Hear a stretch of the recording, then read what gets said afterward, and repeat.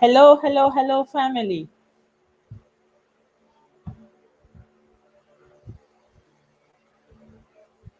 Hello, family, and welcome to the Woke Africa show. Welcome to the Woke Africa show.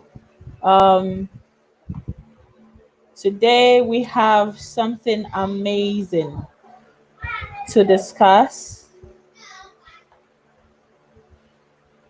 We have something amazing to discuss, fam. And welcome, welcome, welcome, welcome. Today is going to be amazing. How are you, family? How are you, my beautiful family? It's amazing to have you today. We've got amazing, powerful people joining us today. We have Ecole joining us today. We also have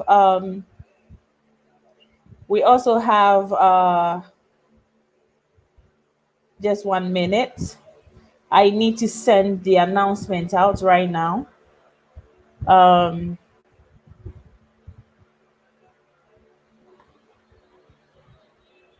I need to send the announcement out.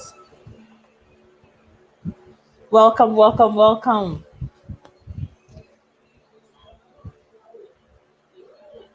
So I'm hoping today um, our live is much better so you can see me.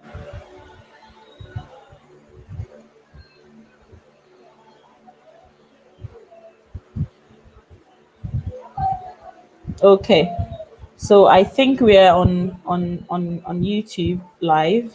So I'm just going to share the link with the community and then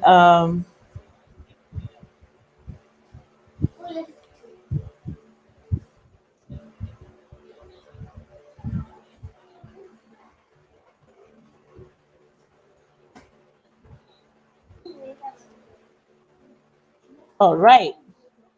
All right, people. It's fixing to be hot in the house today. Welcome, welcome, welcome, family, and thank you for keeping the likes up. So, Skin Deep, I see you. Let me share the link here with the family.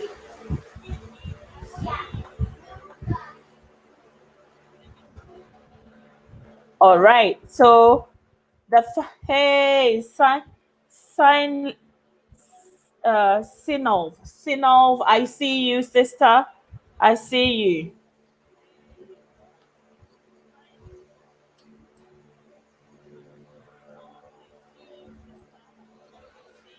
Okay, so we are live. We're live, family. We're live now. Just waiting for my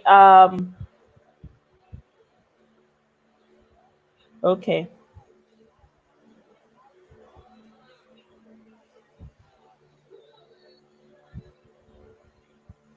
Just waiting to see how it's going. We're live. Welcome, welcome. We're live on Facebook. We are also live on YouTube. So Facebook family, you can join us on YouTube as well.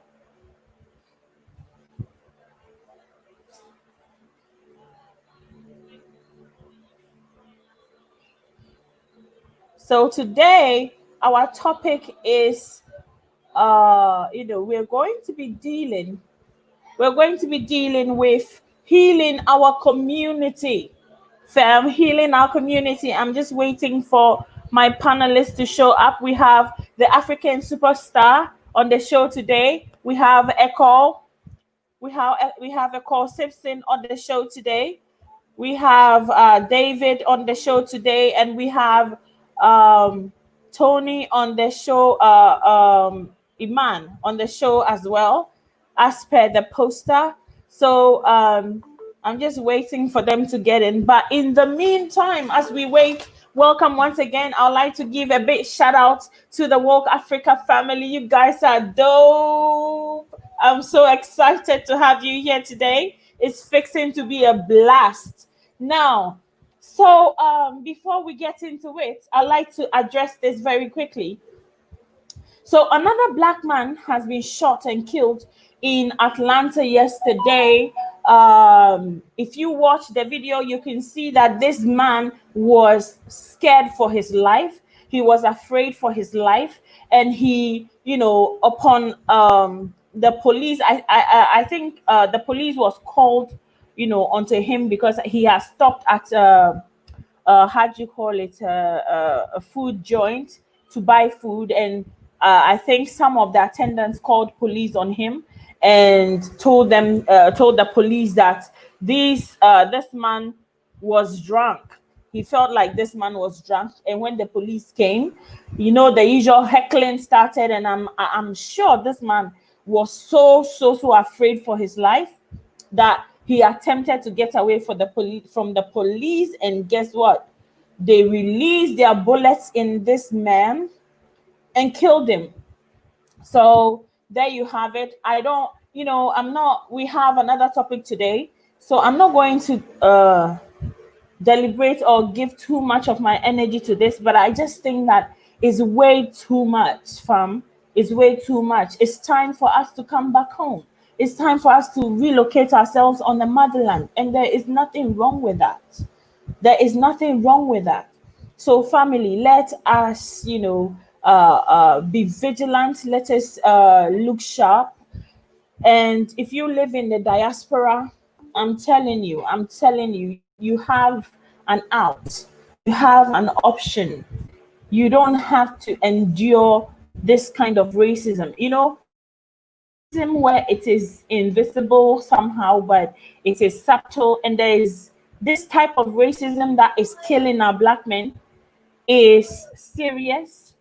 I don't even know how to talk about it. It's, hey, shouts to Iman, shout to Skin Deep. We're still waiting for our panelists to join in, and let's have this discussion. I am trying to put up a document here. If anyone knows StreamYard that much and can assist me, I want to upload a document on the screen. I don't know if anyone has an idea of how I can do that. I don't know if anyone has an idea, but I really wanted to share a document on the screen. But if I can't share it, then what I'm going to do is I'm going to just read from my phone. I would have loved to share it, but I don't know how. So if you know how to share it, please let me know on yeah, please let me know. Just calling my panelists to make sure that they are aware that we are live.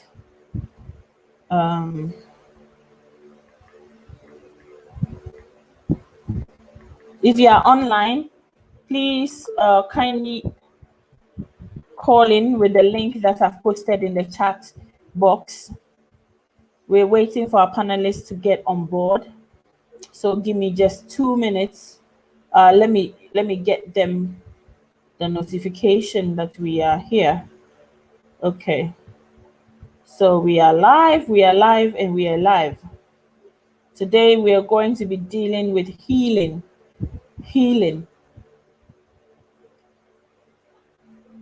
We are going to be dealing with healing within our community, how we can heal, and how to deal with nuances in our community. Dealing with our nuances is also a very, very important aspect of our unification.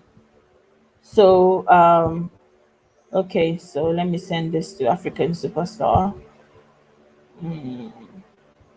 Yes. And then, so send to David, and then Echo. Hey, Echo Simpson is coming on today. Welcome, Jerome. I can see you, Jerome. It's good to see you. Thank you for sticking by, fam.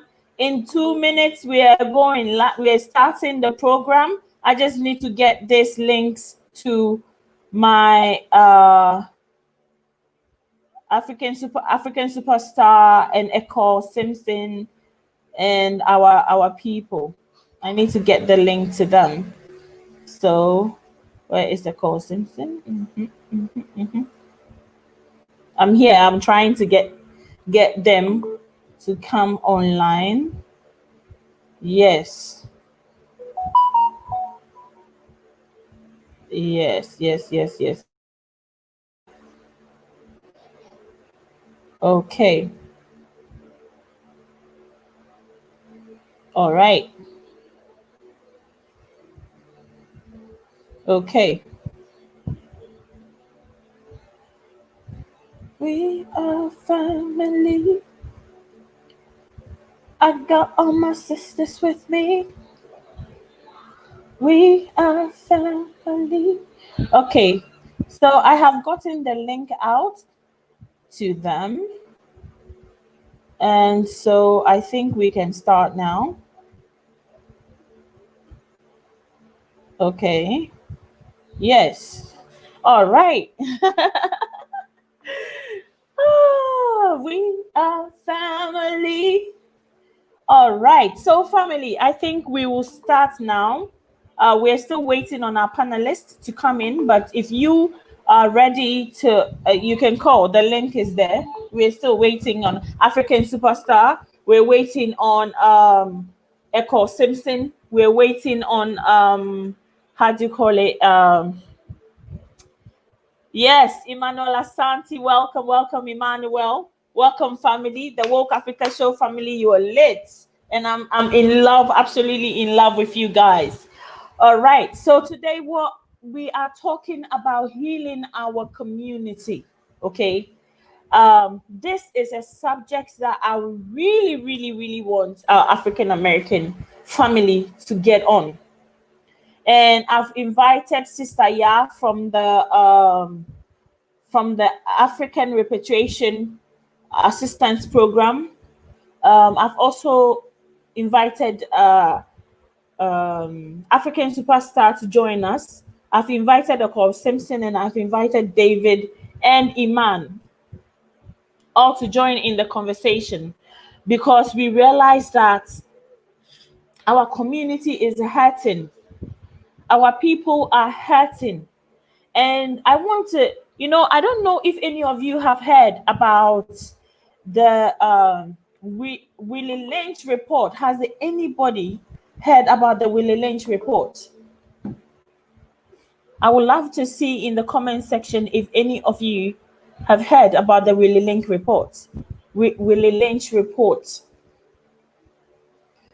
Hey, Tony, welcome. Woo! Guys, we're twinning. This is amazing. Welcome, Sister Tony. Yeah, I don't think we can hear you yet. So I think you may have to check. All right.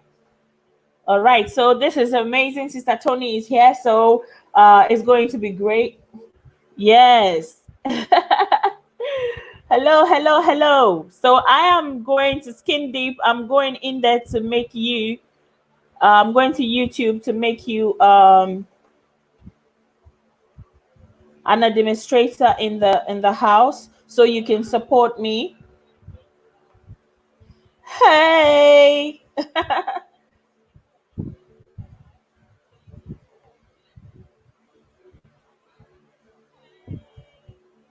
Yeah, I'm making you a moderator, Skin Deep. You're now a moderator. I would love to have your support in the house.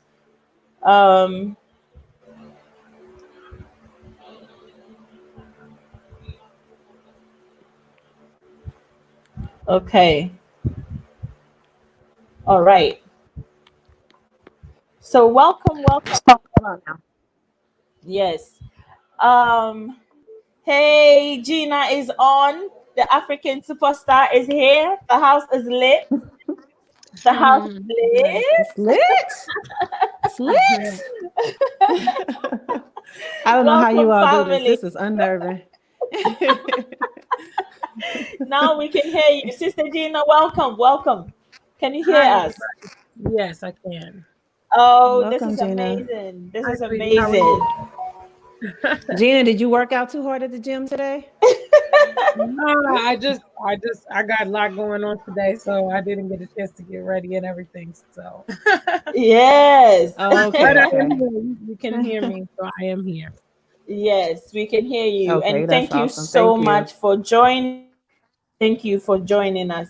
Okay, so I think we have two of the panelists here, so we can at least start. We're still waiting on Echo Simpson to join us, and also David to join us. Okay, so we have been talking, this week has been a week that most of us have seen what pain can do to our community.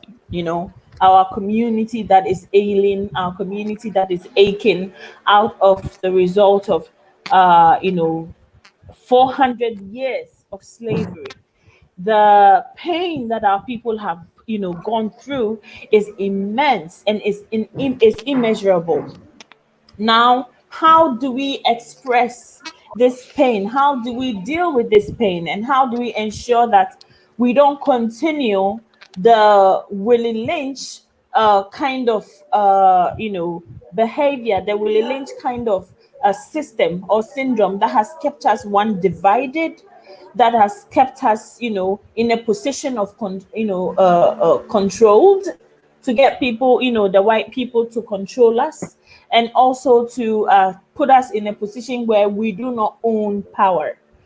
And today I was reading the, Willie Lynch letter, a letter that I was hoping I can, put on the screen, but I think I still need to learn how to use StreamYard. Welcome aboard, brother David. Hello. Thank you so much for joining us. Thank you. Thank you. Thanks for All having me. right. So we're talking Hello, about David.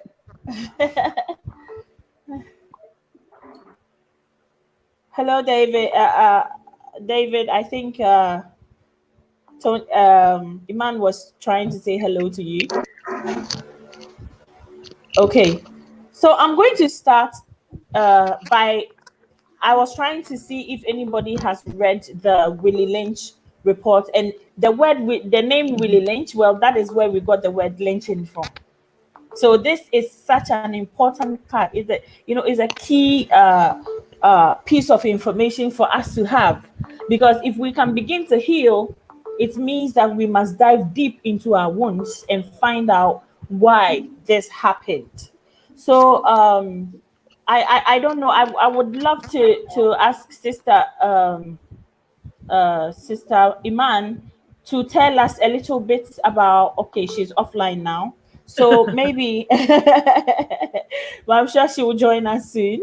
So I was going to ask Sister. So I'm going to ask Sister Gina's question first. Then when Iman comes, I ask her the question I wanted to ask. So Sister Gina, um, how to what extent is our community hurting? To what extent is our pain that is kind of causing friction within our community?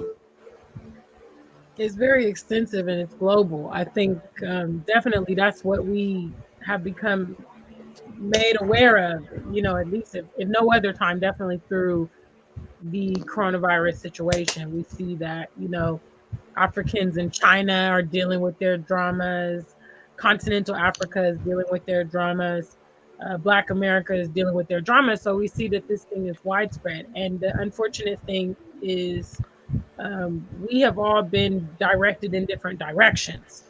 So what the continental African goes through um, is definitely still a form of oppression and things like that, but it's different than the Black American experience or the European experience or the Asian experience. But we all are dealing with some level of oppression and psychological damages and things like that throughout the whole world. So I definitely think that the complexity of what our people go through is very deep around the Wow. world.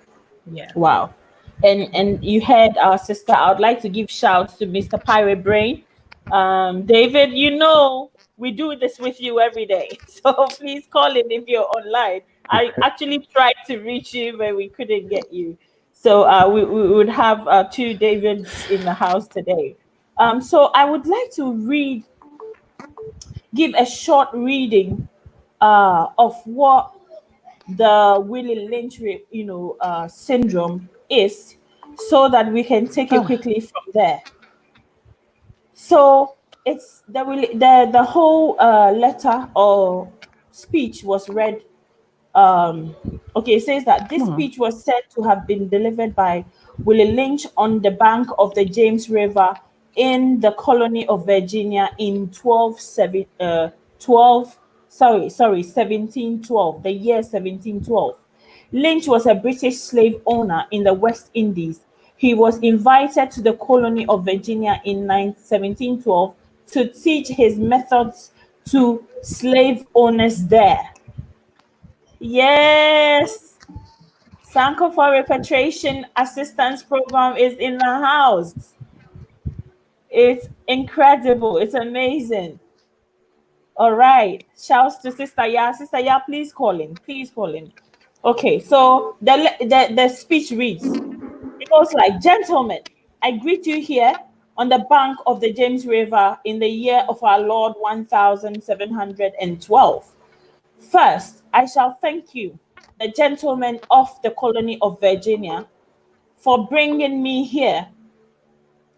I am here to help you solve some of your problems with slaves.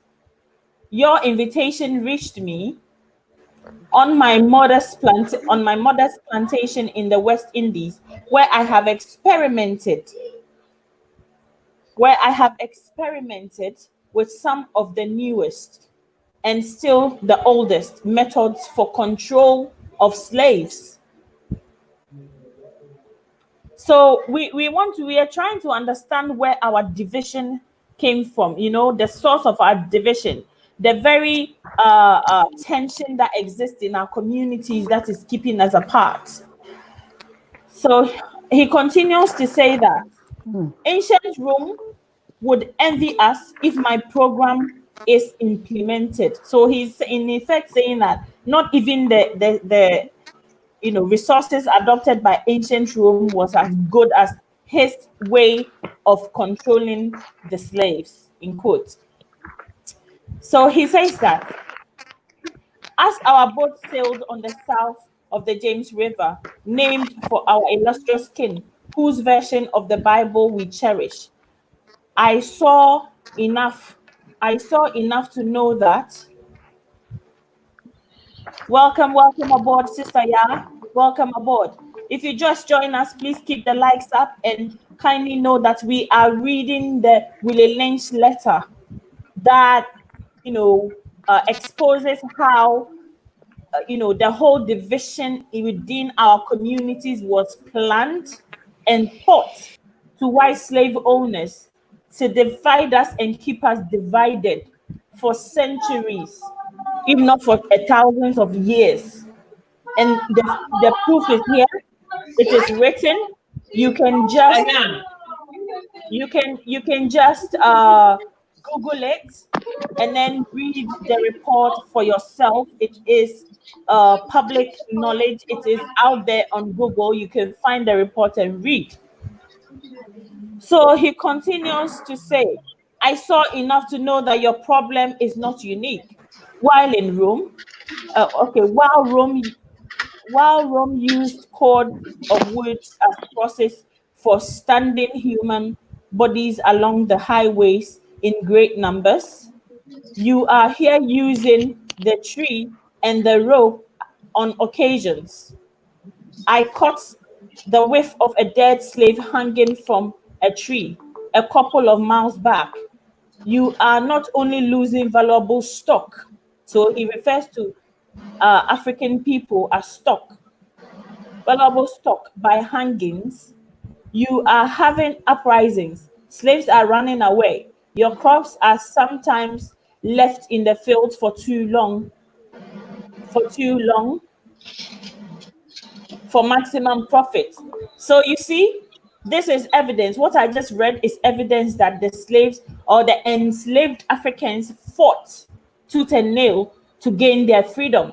So don't let anybody tell you that we sat there and became slaves for 400 years. No, we resisted at every single time. But the more we resisted, the more wicked our oppressors grew, and the more measures they took to keep us where we are or where they wanted us to be. So it continues to say, you suffer occasional fires, your animals are killed, and all of this is rebellion. All of this is a fight for survival on the side of enslaved Africans. Okay. So he goes on to recount their problems and say, your animals are killed. Gentlemen, you know what your problems are. I do not need to elaborate. I am not here to emulate your problems. I am here to introduce to you a method of solving them. So you have to take note of what measures they adopted in solving the enslaved people's uprising uh, in Virginia. So he says, um, I am here to introduce to you a method of solving them. In my bag here, I have a foolproof method for controlling your black slaves. I guarantee every one of you that if installed correctly, it will control the slaves for at least 300 years, fam. He says, let me take that again so it goes down. He says that I have a foolproof method for controlling your black slaves. I guarantee every one of you that if you install correctly, it will control the slaves for at least 300 years. My method is simple. Any member of your family or your overseer can use it. I have outlined a number of differences among the slaves, and I take these differences and make them bigger. I use fear. Pay attention, family. I use fear, distrust, and envy for control. I use fear, distrust, and envy for control purposes. These methods have worked on my modest plantation in the West Indies, and it will work throughout the South. So he's using fear, distrust, and envy. His method is supposed to control us for 300 years. And these are the weapons he adopted. Please take note of that. These methods have worked on my modest plantation in the West Indies, and it will work throughout the South. Take this simple little list of differences. So he's then asking the slave owners to just take a list of differences among the slaves. Okay. And think about them. On top of my list is age. So he's starting to like list the difference. He told them to list the differences. So he's giving them the kind of differences they should list. So he says that on top of my list is age, but it's there only because it starts with an A. The second is color. Listen, the second is color or shade. So you should know where colorism in our community is coming from. Color or shade. There is intelligence, size, sex, sizes of plantations, status on plantations, attitude of owners. Are you getting this? So what he's adapted basically on his plantation is that he's adopted all of this, and then he has brought established intelligence, size, sex, size. Okay, intelligence, size, sex, the size of plantation, status on the plantation, attitude of owner, whether the slaves live in the valley or on a hill, east or west, north, south, have fine hair, coarse hair, or is tall or short. Now that you have a list of differences, I shall give you an outline of action. Wow. Okay, so now we're going to see what their outline of action is. I shall give you an outline of action, but before that, I shall assure you that distrust is stronger than trust, and envy stronger than adulation, respect, or admiration. Okay? So he says, distrust is stronger than trust, and envy stronger than adulation, and respect or admiration. The black slaves, after receiving this indoctrination, listen, the black slaves, after receiving this indoctrination, pay attention to the code words.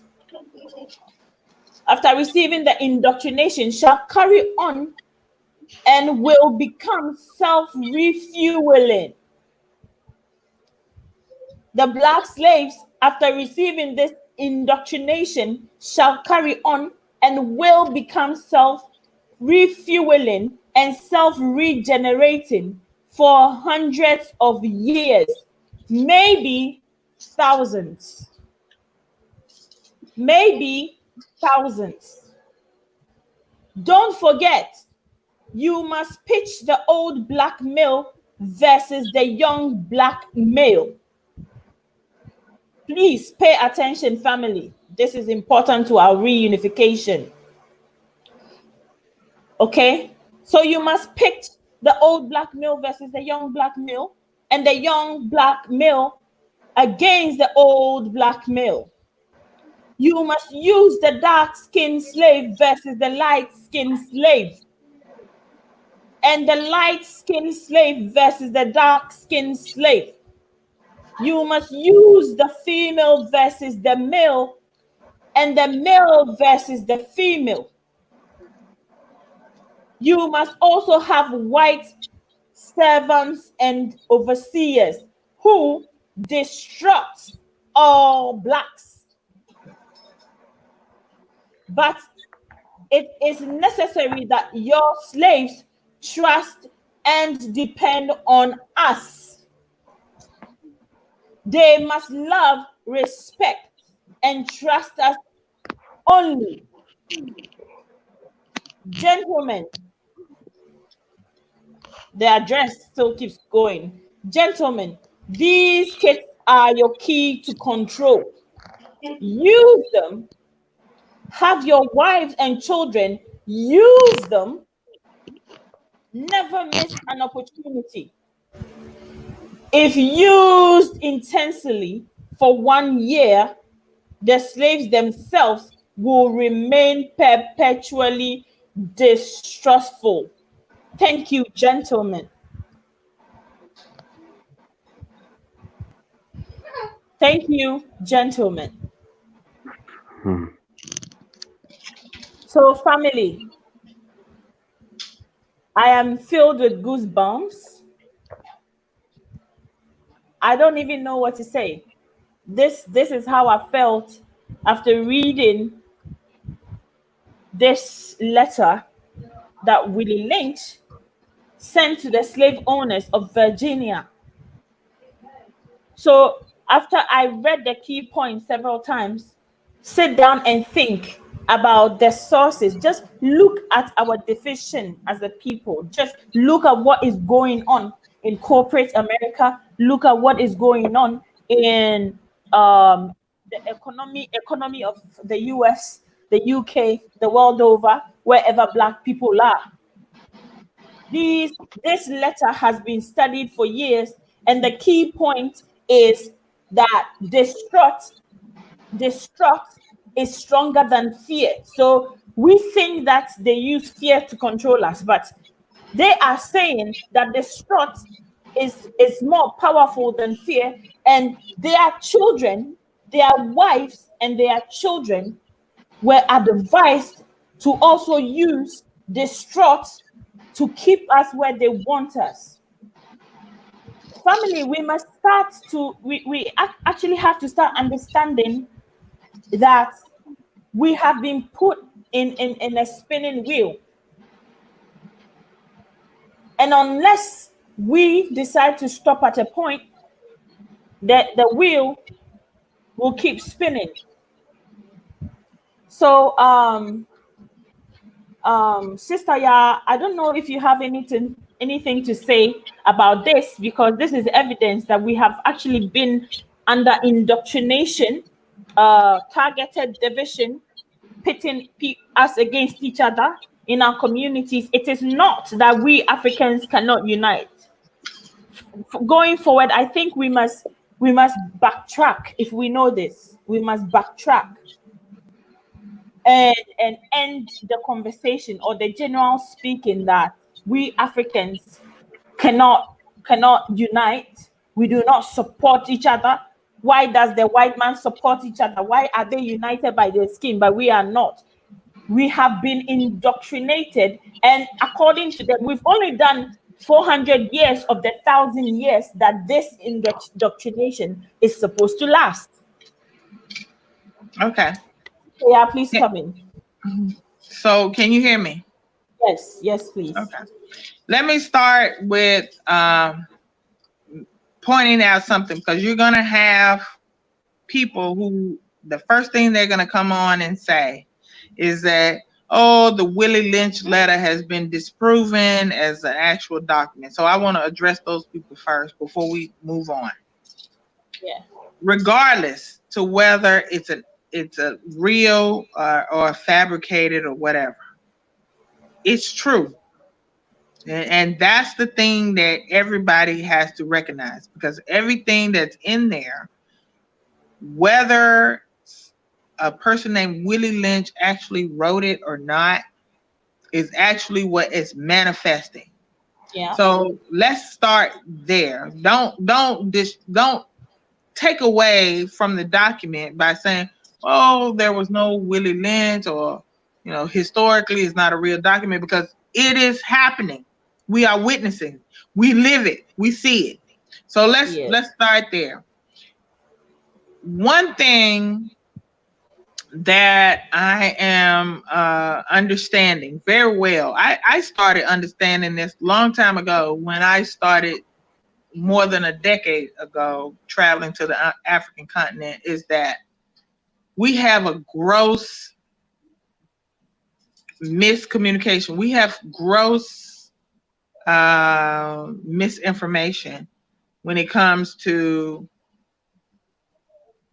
what happened to our African brothers on the continent when millions of our people were taken and kidnapped. I think a lot of our people in the diaspora think that everybody on the continent just kept living their lives. But there was a whole genocide catastrophe happening on the continent of Africa during this Ma'afa, this tragedy, this Holocaust. And I want those in the diaspora to acknowledge that our people on the continent suffered. When you wake up in the morning, you have children. If you wake up in the morning and your children are missing, your brother is missing, your uncle is missing, and you know that they are doing raids and they're taking people, there is something that happened. People have to run away and hide in the bush to keep from having their children, the remaining children, kidnapped and stolen. That is a whole situation in and of itself that I don't think we talk about enough. A lot of our people on the continent think that, and it has been said, a lot of our people on the continent think that we are better off for being kidnapped and being taken. They looking at now the condition of Africa, and they think that we have so much more than them, and they say, oh, I would have preferred to be one of those people kidnapped. They don't know the 400 years of hell that we've lived on this continent dealing with our oppressor. So there's a serious issue of just miscommunication on both sides, where people think that you on the continent were better off, and you think that we over here are better off. My husband told me he grew up with people that would say, if the slave ship came back right now, they would volunteer to go. And when I heard that, my heart broke, because I'm like, do they not really understand? And I realized they don't understand. They don't understand at all, because nobody would volunteer to go through what our ancestors went through when they were taken and put in those slave dungeons, and what they went through before they even got on the boat, and what they endured on the boat. Some of it's so horrible to some of them decided to just suicide themselves and jump overboard. So we have a serious problem on our hands in terms of connecting with each other and understand what was left over on the continent, how people were trying to survive, trying to deal with what was happening, the Holocaust that was happening, the genocide that was happening on the continent, how people tried to, keep themselves intact while going through that onslaught, as well as the ones that were taken. This is something that was done to all of us.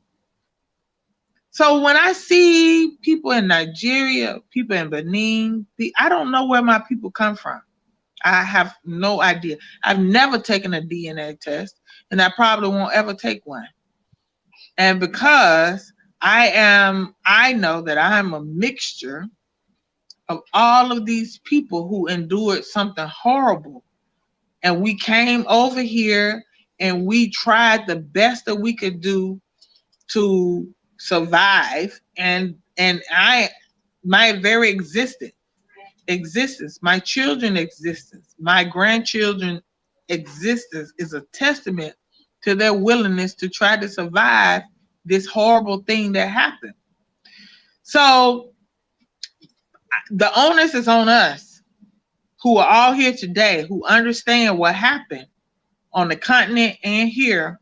We have to come together and we have to talk about this thing. And we have to recognize that, you know what, Sister Ajua, you could very well be my cousin. Very well. There are a lot of people who are taking DNA tests right now and finding actual physical relatives on the continent of Africa. We cannot keep this beef going on like you all sold us. Our people on the continent didn't have a choice in this thing. This is something that happened to them. You understand? And we didn't have a choice either. So I just want to be clear when I say, don't come on here saying this letter is fake or it's been proven to be fake, because at the end of the day, what it purports to be is what's manifesting itself. We are suffering.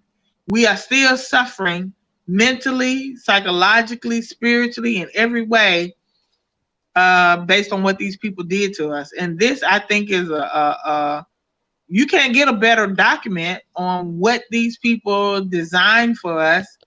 And we have to decide that it's going to end right here today. It's going to end with me. It's going to end with you. It's going to end with all of our brothers and sisters. It's going to end today. And that's what I want to say. We have to end it. It's over. It's the 21st century. It's over. We have to end it. And that's what our sister says. David, David, what can you tell us about this? Which one? This one? Yes. Yeah. David from Ghana, what can you tell us about this? If you're still with us. I think he's froze up. Yeah, I think he's froze up. David, can you hear us? David, can you hear us? Hello, David. David from Ghana, can you hear me? Okay, so I don't think he can hear us. Okay, so then David, our team player David. Mr. Pirate Brain. Are you there? Can you Yeah, add your voice to I've heard about the Willie Lynch papers really since right after high school. Actually, when I was in college, I heard about it, which was a while ago. And it wasn't until the last 7 years that I heard people say that they were not true. So I'm like, well, and it's usually from a lot of, and this is not to throw stones, but it's usually from pro-Black people. And I'm like, well, where are you getting this information from? Because I can tell you everything that's running through our people since I became aware of what was really going on. And that was back in the 80s when I marched in Washington, D.C. to protest buying goods for South Africa. We were trying to get apartheid to come down back at that time. And, the hair thing. Right now, in fact, Gina had a show today when she was showing the African hair, and there's always people saying, well, why are you wearing this fake hair? I get why we shouldn't be wearing that Indian hair. Okay, I get that, because that's a whole nother topic of putting dead people's cells on your head. But if you look back in history, African history, Black women have been putting extensions in their hair since 1,000 years. I mean, if you go back in history and you look at some of the sculptures and things, they had extensions in their hair back then. So it doesn't make sense that we do this. But you hear people talk about good hair, bad hair. That's just hair is just one topic. Then you start hearing people talk about light skin, dark skin, and then this system right here. Here is proof that it's going on right now. How many people are able to get famous from what they do and become a millionaire? I mean, you figure out how many basketball teams there are. I don't know, 50 maybe? I don't even know if it's that many. On each basketball team, there's tops 24 people. And on that, there's only like 3 stars on each team. So your chances to become rich doing sports are next to none. But yet everybody's goal is to do that because they put a few people up there and everybody else is envious and jealous of those few people. So all of these things that I'm naming are part of the Willie Lynch papers. So how can you say it doesn't exist when it's right before our eyes? If you just look at it.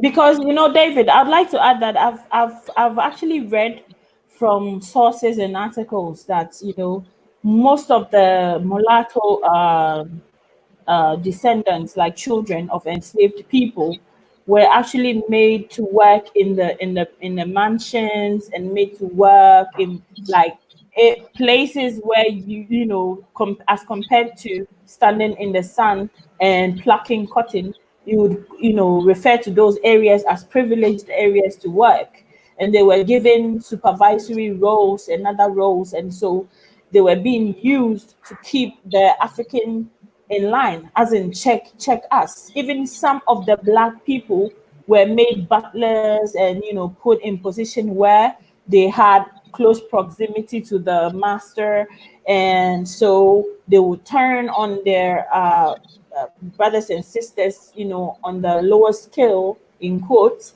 And then this kept the enslavement system running and strong.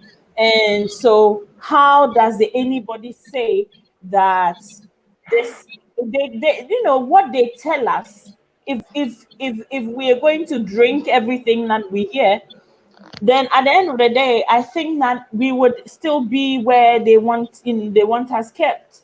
But when you hear some of these things and you read some of these documents, as I always say, you need to look at the action. Does it match the action points, not just the talking points? Does it match the action point? When it comes to what they tell us, hey Gina, welcome, Gina. Welcome, Gina. Um, hey Gina, welcome. Echo is also on the show. Hello, Echo. How are you Yeah, doing? Yes, I'm yes, good. I'm yes. good. Yeah. Okay. So what it is that when you read the documents and you juxtapose it with what is really happening on the ground, then I guess it will make sense to you. It will make sense to you as to what is really going on and as to whether what you read or what you heard was true or not. For me, this is what I think.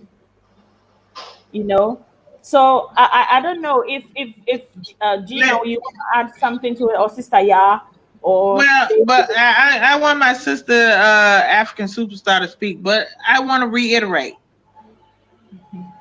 It doesn't matter to me whether it's an actual document or not. What it purports is really manifesting. It's yes, happening. yes, So my point was only to the people who would come onto your post to say it's not a real document yeah, or it's been proven to be fake. We yeah, have to shut those people down from the beginning yeah, because it doesn't matter. We see it happening. So this is actually what happened. We see it manifesting. So at the end of the day, I am someone who I will use that document and show it to people and to explain to them what is wrong with us. This is what's wrong with us. This is what happened to us. And we need to correct it. And we need to understand that this is what happened to us. So, absolutely. I just don't want people coming on your post to try yeah. to say it's not real. It's not, because what's happening to us is freaking real. It's real. It's real. Yeah. It's real, and has caused most of the rifts within our community till date. Yeah. Sister Gina, please speak, and after that I would bring in the gentleman to also add the. Yeah, I mean, just to, big shout outs to the panel. Just to piggyback what Sister Yah says is completely relevant. Whether or not these documents can be authenticated or whatever, we see it being effective. And actually, to me, what makes them even more relevant is we can see how much more it is effective on the American side and throughout the West than it is at play on the continent. People on the continent, in my opinion, have just really been completely, the history has just been completely omitted. You know what I mean? Yeah. And you still do see the family structure very, very at play. Now, I think on the continent, the indoctrination via religion has been heavily, heavily, heavily instilled. Oh yeah. Because people that are very, very, very, brainwashed in that regard. So, and I see, and Africa is the most continent. It's basically 50-50 split between Islam and Christianity. And you see people are fervently, I mean, just vehemently religious. So what I have detected from this whole thing, especially being international, Sister Yard knows also, Mr. Pirate Brain, he's international. And Ajua, I know you've also traveled. And so what I see is, depending on where you're located, the campaigns are different. You see, Yeah. in America, they use violence and they use fear and they use these methods that mirror Willie Lynch. You know what I mean? They Yeah. use things. And you see that the community on the more specifically in American side is extremely just shattered. You know what I mean? Then here in Europe, they play this campaign diversity and intolerance, and that we should all be, to the Black people here are very quiet about race issues. They Yeah. don't Yeah. want to, You know, they don't want to come to grips with the dirty truth about these people. Okay. And then on the continent, they have just chosen, okay, you know, we're not going to let these people know anything at all. We're going to deeply, deeply instill religion. And that's going to keep them, you know, also tolerant. So they have used different methods, you know, effectively around the world to keep us all, like Sister Yah said, misguided, you know, and we turn our anger inward, you know. So whereas those of us that are all YouTubers, we know we catch the backlash for talking the truth. They're not mad at the whites. They're not mad at the whites. They get mad at us for talking about what they do. Yeah. You know, and that's the challenge. You know what I mean? Like, that's the challenge. I was thinking back, you know, Mr. Pirate Brain, big shout outs to you, brother. He was talking about the hair. We got a little joke for your audience. Let me. Oh my God, Gina. This hair is actually made in Nigeria, so these people will give me my right. Okay, I'm not.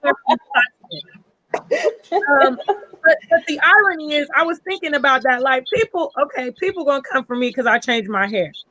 That completely negates my travels to the motherland, my YouTube platform, my business on the continent, my education. You know, the fact that I changed my hair. Can I say something? All of that. Can I say something? Go on, Sister Yah. For me, it does not. You know why it does not? The fact that you would literally come on with your natural plaque sticking everywhere, your natural hair. Because I'm gonna tell you, and people are laughing, but let me be clear. There are people who would, our people, who would never allow themselves to be seen with their natural hair. Really? So, and like the brother said before, we extensions and wigs come from us. And I tell people all the time, but now I don't think we were wearing other people's hair. You understand? I always say that, you know, and Mr. Pirate Brain raised that issue. I'm not into human hair. You know what I'm saying? I wear this synthetic Kankalan from the motherland. That's what I do. I'm not into human hairs. I don't like to actually spend a lot of money on hair. You know, I like try to do a lot with the little. But yeah, you know, we are the masters of intricate hairstyles and stuff, and not to shift this onto hair because it's not about that. But the thing is, like, people would literally come for my neck about my hair. But sis, that's because they are not very well educated. It's just like I mean, I'm being real. Listen, I'm not. I am an advocate of your. This is all me. I've been growing this for 9 years. This is all me. But I used to wear the weave. Yeah, I used to wear it. You understand what I'm saying? But I came to the conclusion one day. I said, you know what? Excuse me, Sister Ajua, but I said, fuck all that. And I cut all the perm. I mean, for real. I just got the clippers and I just went through and I cut all that off. Yeah. And I just started growing my own hair because I said, you know, Black women can have long hair. We don't have to do all that. You know what I'm saying? Yeah. My daughter has naturally long hair. You know, people ask her all the time, they say, oh, are you like, what are you, Caucasian? Are you me? Because she's light skinned and she's got this kind of, you know, smooth hair. And she be like, they ask her, what are you? And she said, I'm Black mixed with Black. You know what I'm saying? I was thinking, like, they will come from my neck, but when they see, I tell you what I see a lot that gets on my last nerves. No offense.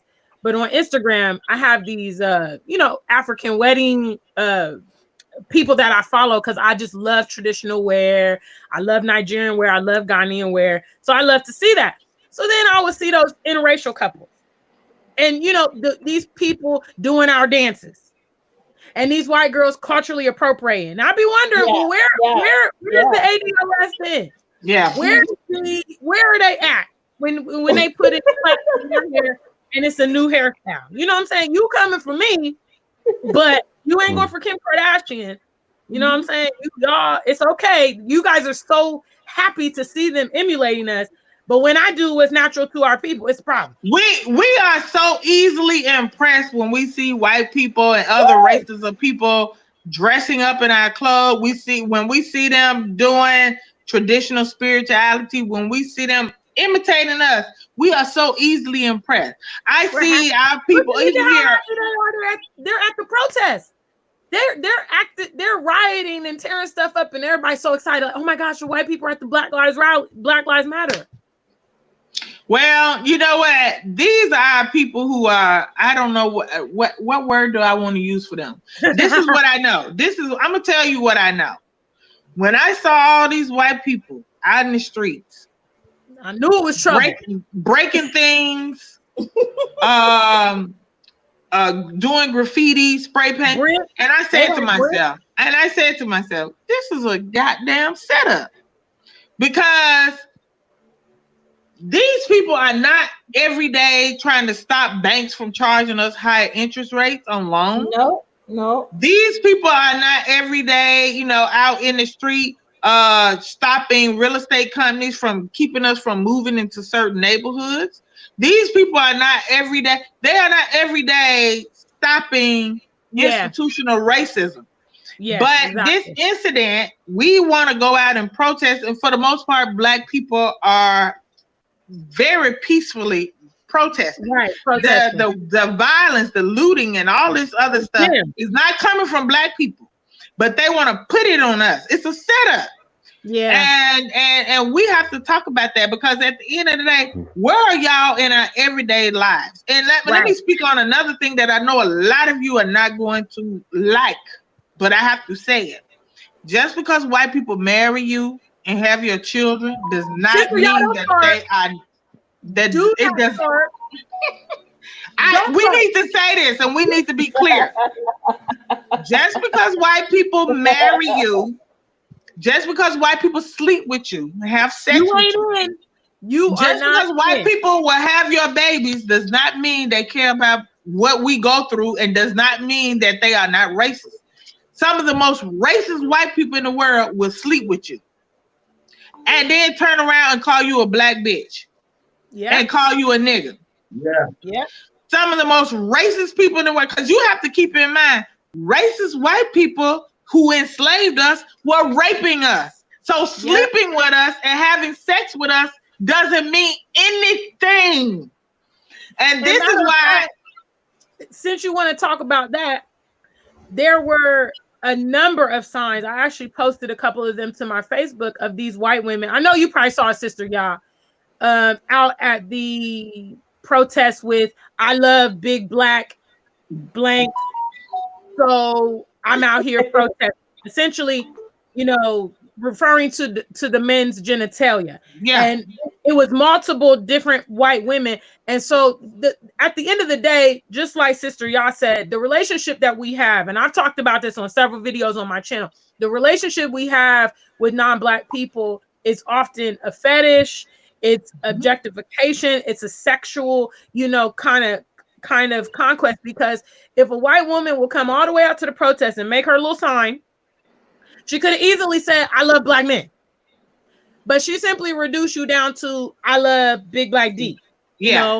And so to me, that says that is the connotation, essentially, like, I don't want you killing my, sex toys, my fun, whatever. That's how they see us, and that's how they see us, and I know, Ajiwa, you and I, we talked a little bit about this when I was we did. They are very suggestive. I've had men, they're very suggestive with you. They don't care about your accolades. They don't care that you're professional or well-spoken. Oh, I love your breasts. Oh, wow. They're calling someone like me or Sister Y'all, oh, you deep chocolate. You know what I'm saying? They just, it's like a blanket statement to them. Yeah. It's a fetish. And that's what Black people have to get in their mind. They fetishize you. You are a fetish.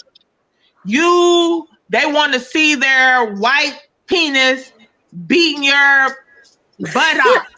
I'm just going to keep it real. It has nothing to do with you. They want to hear that slap, and they're going to take them back to slave master raping your ass. You understand? You're going to have to put explicit in this video title. But I gotta kick the real to my people because I don't think they really get it. They don't love you like that. They fetishize you. They don't love they you. They will have children with you and then turn around and call your children niggas. And I mean, it's also there's their children too. Yeah. Well, but I mean, they're notorious too. Like, let's say the relationship dissolves. They don't want you getting half the estate. They don't want the kids getting nothing either. They'll take you out straight up. They invented, now that's something they can take claim for. They invented killing the spouse for life insurance, and they don't want to do divorce. They don't want to split the assets. That's them all day. That is their repertoire. So if you think that you're special because you got a baby with them, like Sister Y'all, we done seen it. Those of us in America, we done seen it probably thousands of times in our lifetime, millions, you know, how these stories go down. So that's just the reality. So wow. I think that we're doing a great work by connecting those of us, you know, globally with our brothers and sisters on the continent, because it's been my experience. I know it's probably been Sister Y'all's as well. When we're on the ground in Africa talking to people, they're like, what? Really? That happened? Oh my gosh. You know, I literally had a conversation with someone who was from Cape Coast in Ghana. For those of you that are watching us that have not been to Ghana, Cape Coast is where one of the, you know, very well-known slave castles, Elmina Castle, is located. So it's right there. It's a massive slave castle right there in Cape Coast. So I was having this conversation with someone who grew up there, 40 years old, and I was telling him about what was supposed to be awarded to Black Americans as reparations following slavery. Yeah. And so basically they had promised that they were going to give the freed slave 40 acres of land and a mule. Okay. They never have paid up on that. So I was explaining to my friend, you know, about this. And he said, well, what did they get after slavery? And I said, they haven't got nothing. I said, that's why they're still trying to get reparations to this day. And he didn't know about the Civil War. He didn't know about 40 acres and a mule to the slave masters. Yeah, they gave reparations. They actually gave that 40 to the masters. Yeah. They paid the slave masters for lost, profits. They paid them in here in the UK. They paid them what is equivalent to billions of pounds, you know, for that loss of revenue. So I think what we're doing, like I said, Ajiwa, you do a fantastic job. Being on the continent. I love people on the continent that are waking up and that are taking action, because I believe that this is how we break down this miscommunication. Unfortunately, it's really hard on the American side. Our people, they have done a tremendous job of splitting our people apart, you know, so it is very difficult for us on our side. But we're going to keep going forward, you know, and bringing this truth, whether or not they like it. And I'm going to keep on. Omo Niger, you can't stop this. Well, Sister Gina, welcome on the show. I would like to say big shout out to our Woke Africa family. Sister Gina does it better on her show. Shouts to you all. Iman, thank you. Thank you, Terry Rucker, Skin Deep. I see you. Let's see. Calling on my art. I see you, sister.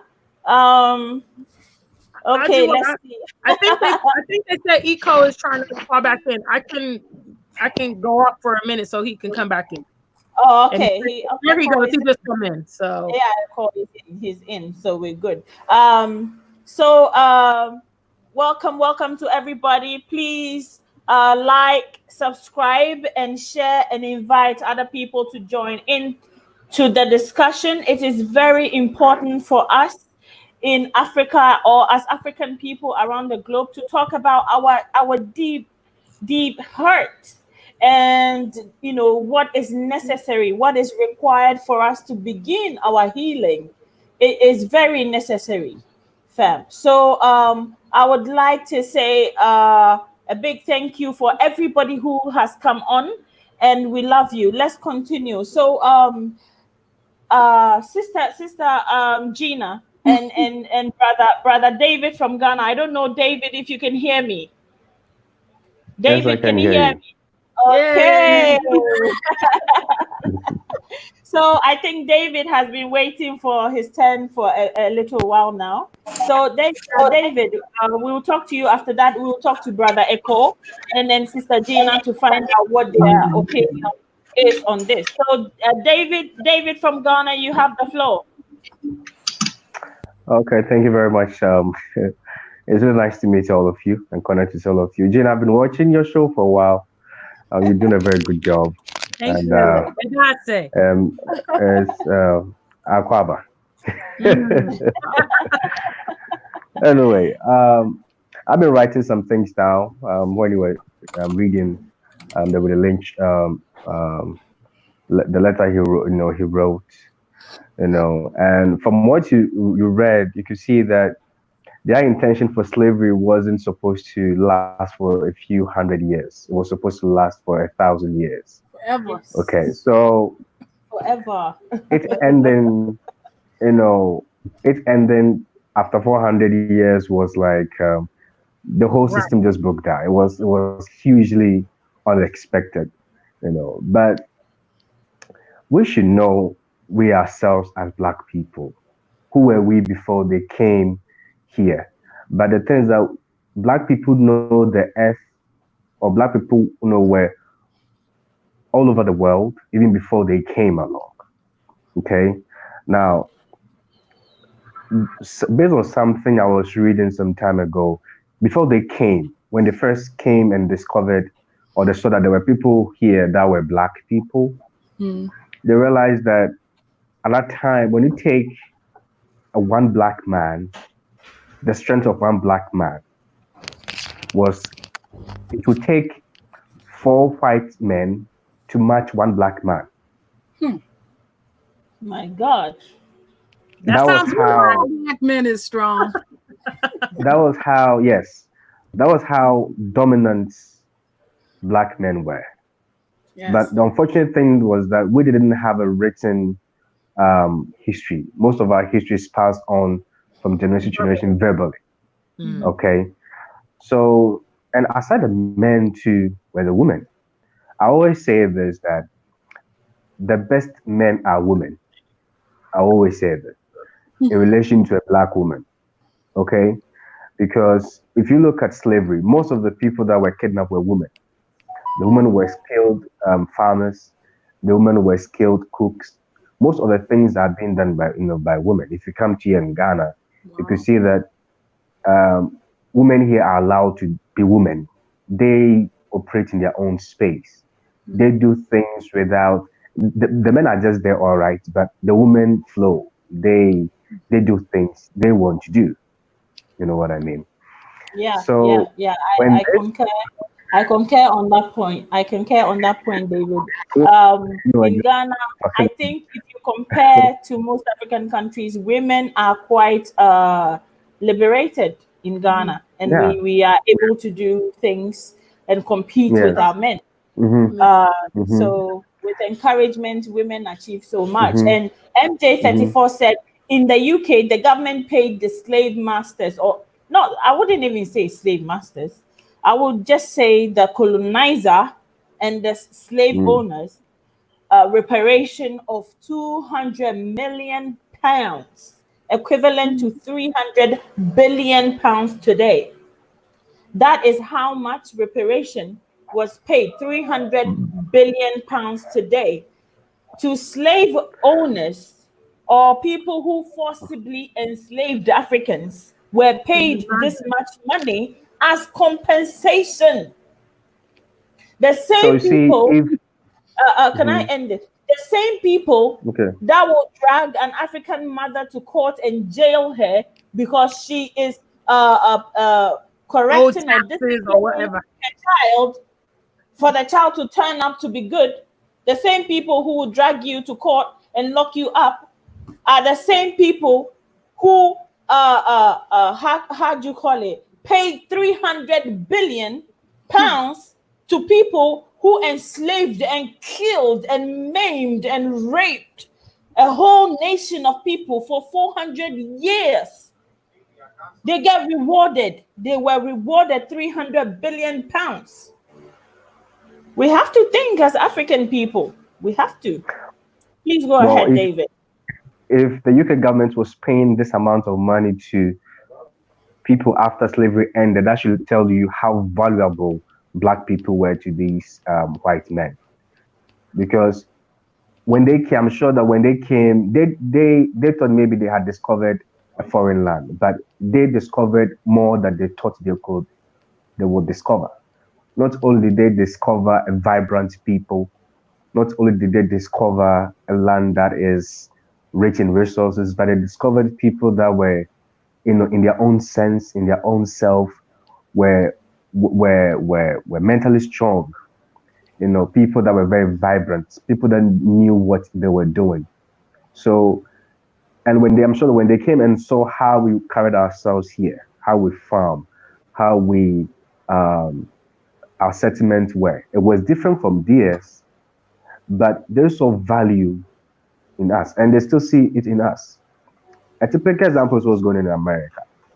They don't want black people to go anywhere. That's why they created a system whereby That is it.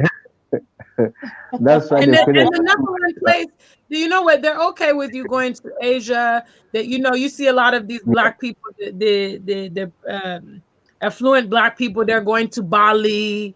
They're going to China. They're going all over the place. But they don't want them to go to Africa. That is No, where they no, don't want them to go. no. So you see, they don't even want them to leave America in the first place. That's why they've created a system where it keeps black people down. It allows only a few black people to rise, but majority of the black people um, needs to Are be in a bad held state. down Yeah. in a way that black people can live in droves. You see, they don't like you, but they can't at the same time let Let you you go. go. Yeah. Because of And what it you is some bring kind of a to sick, them. twisted, thing that they just can't let it go because they've known for 400 years how valuable black people are.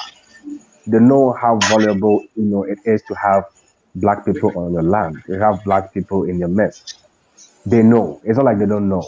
They know how valuable you are, and they also know that if they allow you to thrive, you have a big problem. They will have a problem because they've known how They know resourceful that black people are.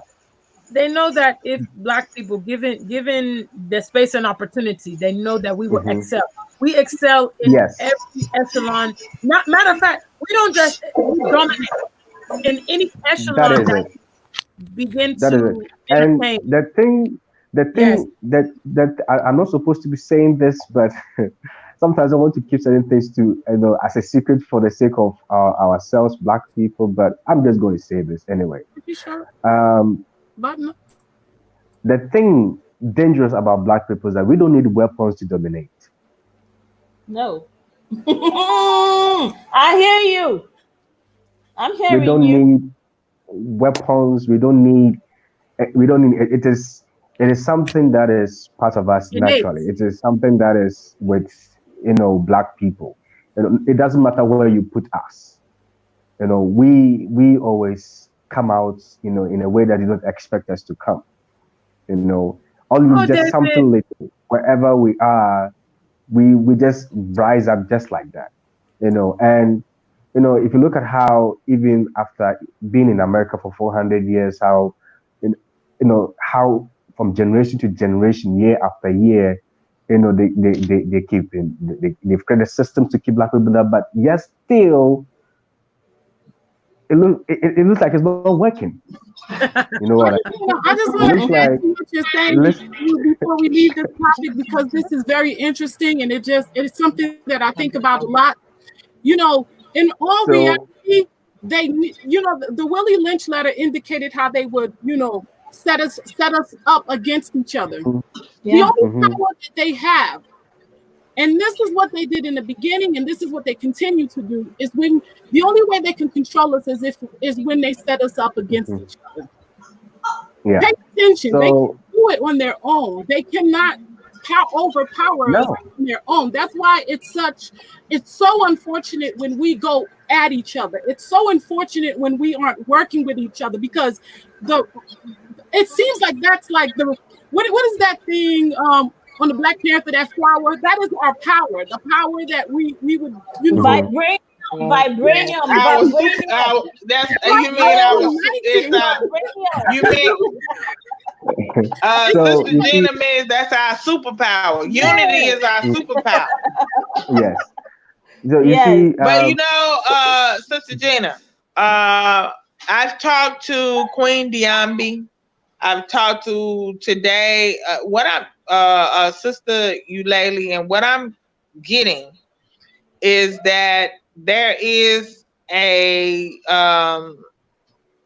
concerted effort to keep us disconnected and to keep us misinformed. Exactly. And so those of us who know and understand that that's what's happening, the onus is on us now to break down these barriers, because there are continental Africans who know the truth about who we are, and they know the truth about what happened to us. And there are us in the diaspora. Not all of us do that, but not all. Because you're right. You have a lot of continental diasporans who have no clue. But see, this is the thing that is working against us as a people. So now, those of us who know better, the responsibility now falls in our lap. What are we going to do with this information? That's it. We have to. We don't have any other choice but to come together and say, okay, we got to wait. Power. That's the secret. That's what they're holding back from us. The minute, and it's funny because I don't read the Bible because I'm not Christian or whatever that is, the Bible. But there's a line that says that the day that the children of Israel would come together as one and would, say that they are one, that they would it would be over. It would be over. I think that line is off. Can I come in? Can I come in right here and say this? I'm not a Christian, but there's a lot of prophecy in that book. Because and the reason why there's a lot of prophecy in that book is because that book was stolen from our people. Boom. So it was taken. If you go back to Egypt, that stuff came from our people, and our people who built the pyramids. Okay, be clear. She froze up. I'm gonna stop. Be clear. They have been filthy. If you are in Ghana and you are Shanti, you are Ewe, and you are Dagambe, you are these people.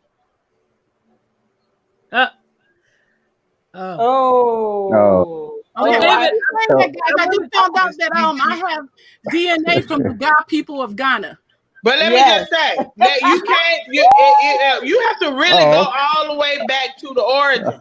So if you ended up in West Africa, you came down when these Hyksos and these other people invaded, these Romans, and our people migrated. They left.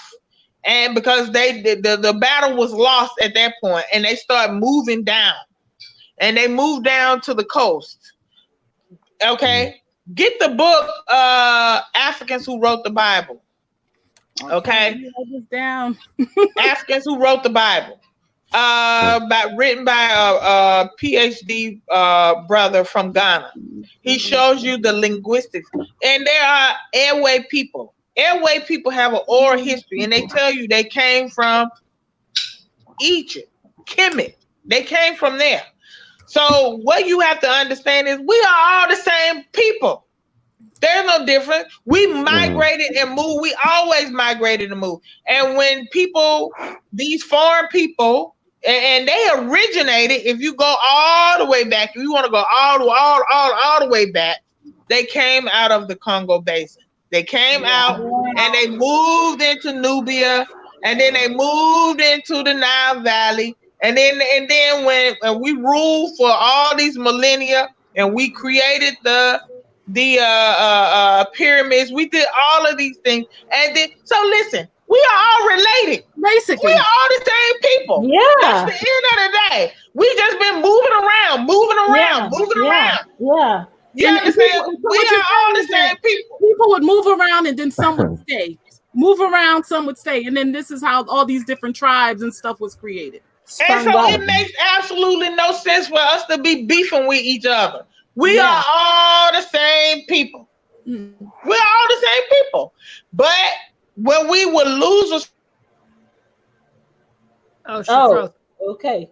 David, I just want to give you kudos. I love what you had to contribute. I just wanted to tell you that I love, like I said, people on the continent that are, learning about seeing the big picture is fantastic. So thank you so much. We're here to, you know what? I'm gonna tell you something. You, the Bag family, Sister Ya. We put up a really good fight. We put up a fight for a long time in Egypt. We really did. But guess what? We lost. We lost. Well, they came in. That what it is the same thing that they use against us today is the same things that if you look at the history of Europe and America, they spend and invest a lot of money in their military technology and weapons. Okay. That is their strong suit because they know, you know what I'm saying? They know that toe to toe, they cannot compare. So that is where a lot of their interest. Yeah. Sister Gina, panelist. I want you to look at the comment by Mohammed Konde because this comment is something that I have actually literally read from somewhere that, it took them up over 1,000 years to defeat our Kemetic ancestors. And when they defeated them, they burnt down their libraries and they took out the knowledge and burnt down their libraries. Wasn't it funny how they have such a problem with us looting and burning now? Burn it all. I'm sorry. Yeah. I was coming to that point. Can I say something? Yeah. Yeah. Can I say something? Go ahead. I was writing this down, and a lot of people don't know about this. And a friend of mine put me onto this, and I researched it, and it does exist. I don't know if you've heard about the straw man. And in the United States, when you're born, that's why they want you to have the birth certificate and all of this. When you're born, the monetary fund, the International Monetary Fund, insures you and automatically counts you as property. They place a value on you. So that's why you have your birth certificate and your social security number. And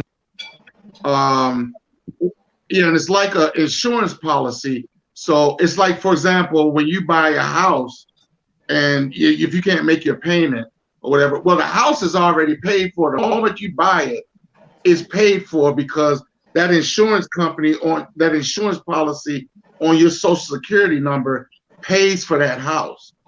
So this is one reason why they don't want us to go. They hate us. They can't stand us.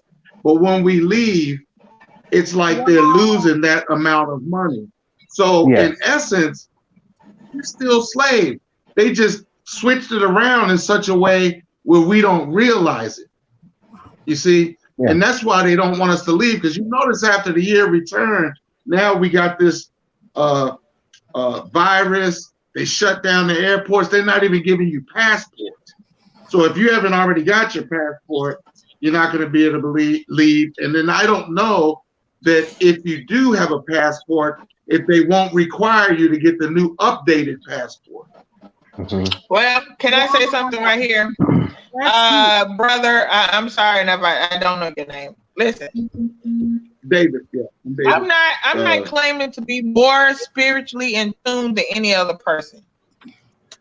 What I do claim to say to you is that the ancestors told me all the way back in 2013 to get the hell up out of the United States because shit was going.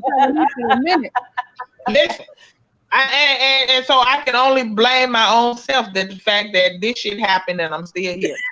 because I was literally, and I'm not even talking about a dream or anything. It was like, just like we sitting here talking right now, it was a very audible voice that came to me and said, leave, very loudly in my ear, and said, leave, right? Yeah. And at that time, I had this sense of urgency. I told my husband, I gotta go. And he didn't understand it, but he was like, okay, go. I got you. Go with the kids. And I left. Right? But because things didn't happen instantaneously, and because of doomsor, I'm just gonna tell y'all the truth. I don't know who knows what doomsor is, but doomsor is lights out. Yeah. What is that? It's not perfect. It's not perfect in the continent. What are you guys talking about? The light. Doomsor is light out. It's when the electricity, especially when Sister Y'all left. The previous president it was very bad. So you would have, maybe light out goes on for a couple days. Or it was horrible. It was horrible. Yeah. And so we had that in South America. Well, I wasn't in South America. I was in Ghana. And so doomsor basically made me and my children say, let's go back for a while, right? And we came back over here, and I told my husband, I said, no, this is too much, because at that time we were renting a house, and it was very bad. 2000, I think Ajua knows what I'm talking about. It was 2015. Yeah, it was right before the election. It was really crazy. Yeah. It was really, really bad, and we didn't have solar. We're building right now, and we're putting solar in, because doomsor would never run me away from Africa again. Okay, let me just be clear. And I want to tell all of you that are listening, get you solar. Get solar.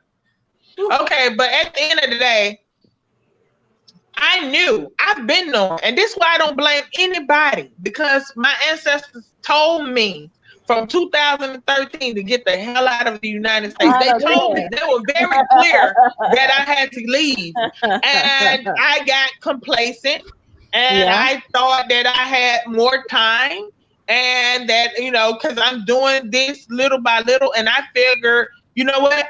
I'm going to leave all these other Negroes, and they're going to be hating on me because I'm going to be in Africa. And guess what? I'm stuck over here with these same Negroes I thought I was going to get away. You know what? To be honest, Sister Y'all, I had to say, I had a straight breakdown, because Ajiwa knows I was in Ghana in February. I left. Yeah. I came back to the UK March 1st. The lockdown started the 21st. I was like,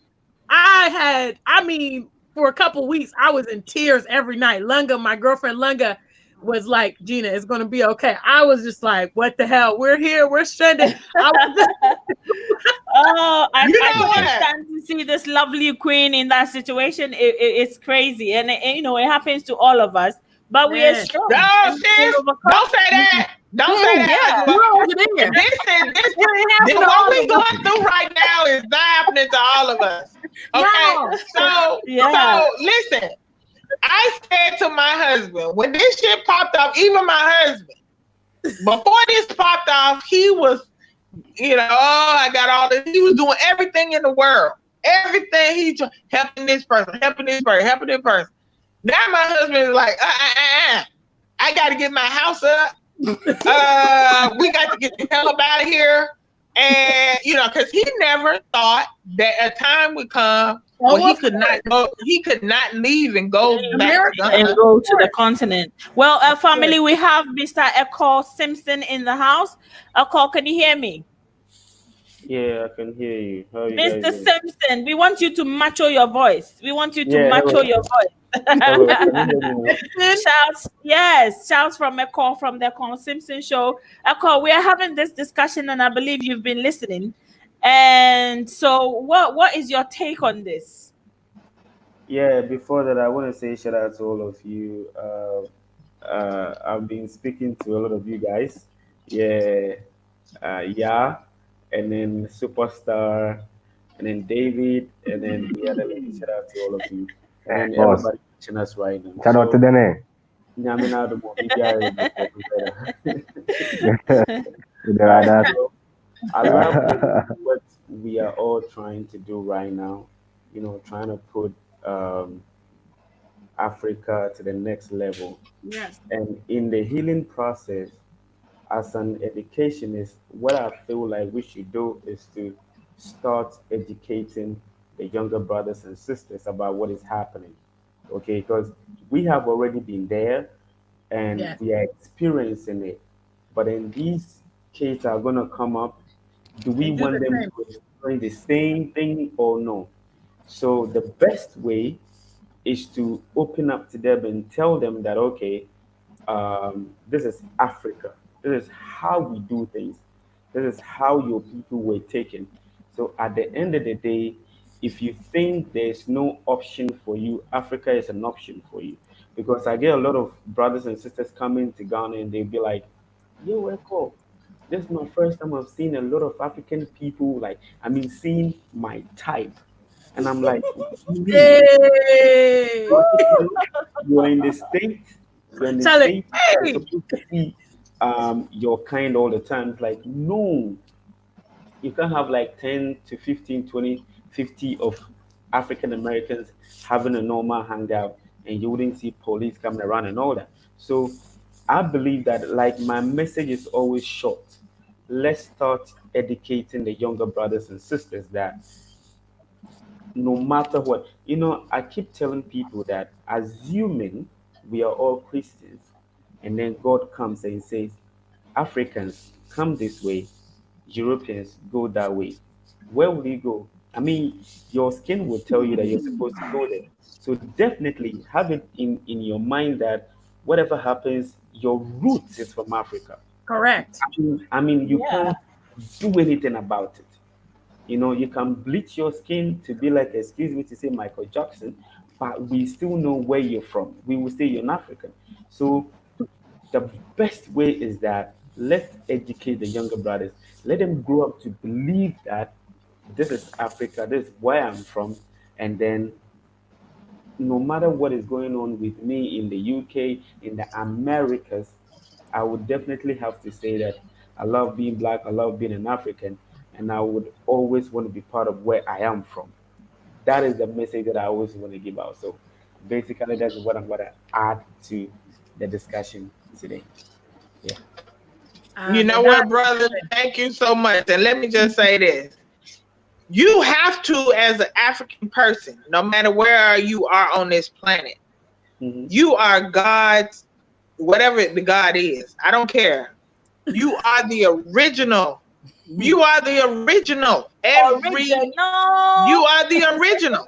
And that is, I think, the message that needs to spread from our people.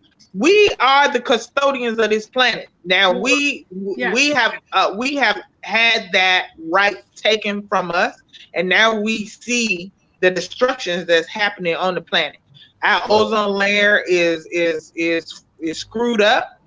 Our ocean, all the fish, all the oil that's being spilled, all our rivers are being polluted. Terrible. Our Terrible. air is being polluted. And guess what? None of this happened when we African people were on watch. When Yeah. we were the custodians of the planet, none of this happened. So, what I will leave my brothers and sisters with this: you are the original. God created you first to be the custodians of this planet. And Yeah. we have basically given up Responsibility. that position to people who are doing nothing but destroying it. and let's There's Yeah. keep it no real. Let's there's keep it real. absolutely The white people don't know what the hell they're doing at all.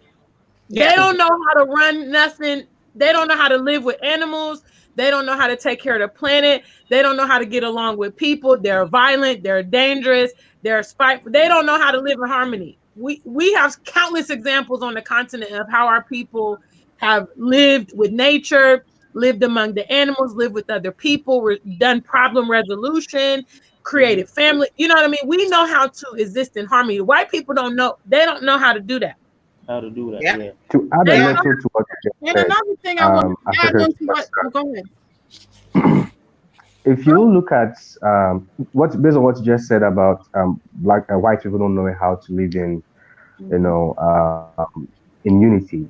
If you come to Ghana, if something happens, we don't call. The first thing we do is that we don't call the police. It is the neighbor. You call for your neighbor. If you look at some of the people that were killed in their own house, it was neighbors that called the police to come on them. For instance, if you see something going on in your neighbor's house, what do you do as a normal human being? You go to your neighbor's house to find out what's happening. If you're afraid, you have to consult for other neighbors around you, you know, to go and talk to them. Over here, we don't just call the police just like that. Right. That's why we No. have. You see, let me give you a typical example. Where I live right now, there was a time that there was this issue between these two couples, you know, and one of them went ahead and called the police. So I was in the house and then I saw the police come in the patrol car. There were two of them, and then they came and they called the people involved, and after they called their parents to come along, and then I thought they were going to get an arrest or something, and then next thing I know, the police came and just settled the case, and then they went away. They were like, you guys should just talk it among yourselves. Okay. So we have amazing policing in Ghana. I should say that we have amazing. The problem I've always seen is so most of these discussions that my goal is those of you from the diaspora should come and actually own part of the media. It's not even about 99.9% of the media in Ghana, so that we can really educate the ordinary Ghanaian or the ordinary African about the realities of the West. Because you've lived with them not 2 years, not 10 years, not 50, but with 400 years, and you know them inside and out. We know them jokers. We know them inside and out. That's why be going on you know them skin deep. You know them skin deep. It is important that brother, let me just say, I appreciate you for saying that, because I keep telling my continental African brothers this. We have lived in the house with the devil for 400 years. There's nothing you can tell us about the devil. We know the devil. You don't know the devil. We know you were colonized for a little bit of time, but for the most part, I know most continental Africans that I know have never even met a white person. For real. It's true. Oh, yeah. So they only believe something that comes on TV about how they are so good, kind, and they're doing so much stuff. But we have lived in the house next door to these people for 400 years. So in essence, we know them better. That we're all slaves. We're just the house slaves. They were the field slaves. It's true. Yeah. And when I say this all the time. Wow. When we tell you about these people, you need to listen to us. Yes. We know what we're talking about. Yep. It's true.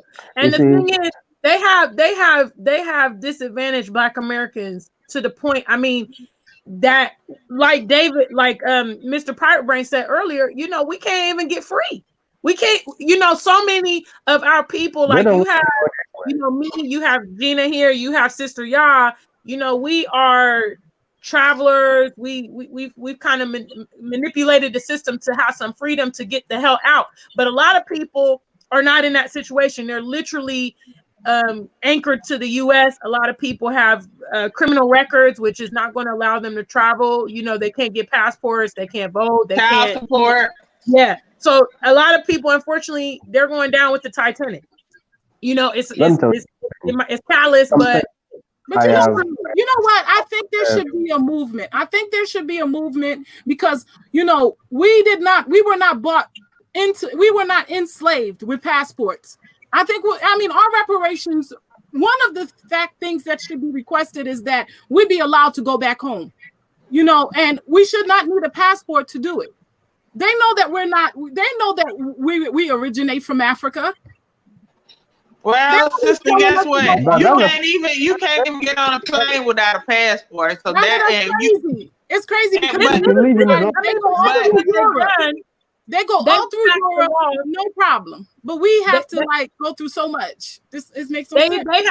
They have used their system to stack the odds against, you know what I'm saying? So basically what happens is, I would say the people that are able to escalate to certain levels will be few, because they have made the system like that.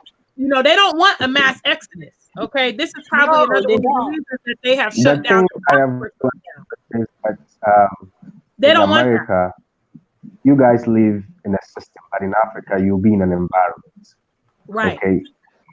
That system has to be kept going. It has to be kept.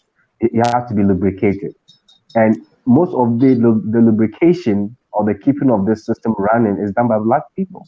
So you live in the labor force of America. It's gonna cause a shift in their. Let me be clear. Let me be clear. Yeah.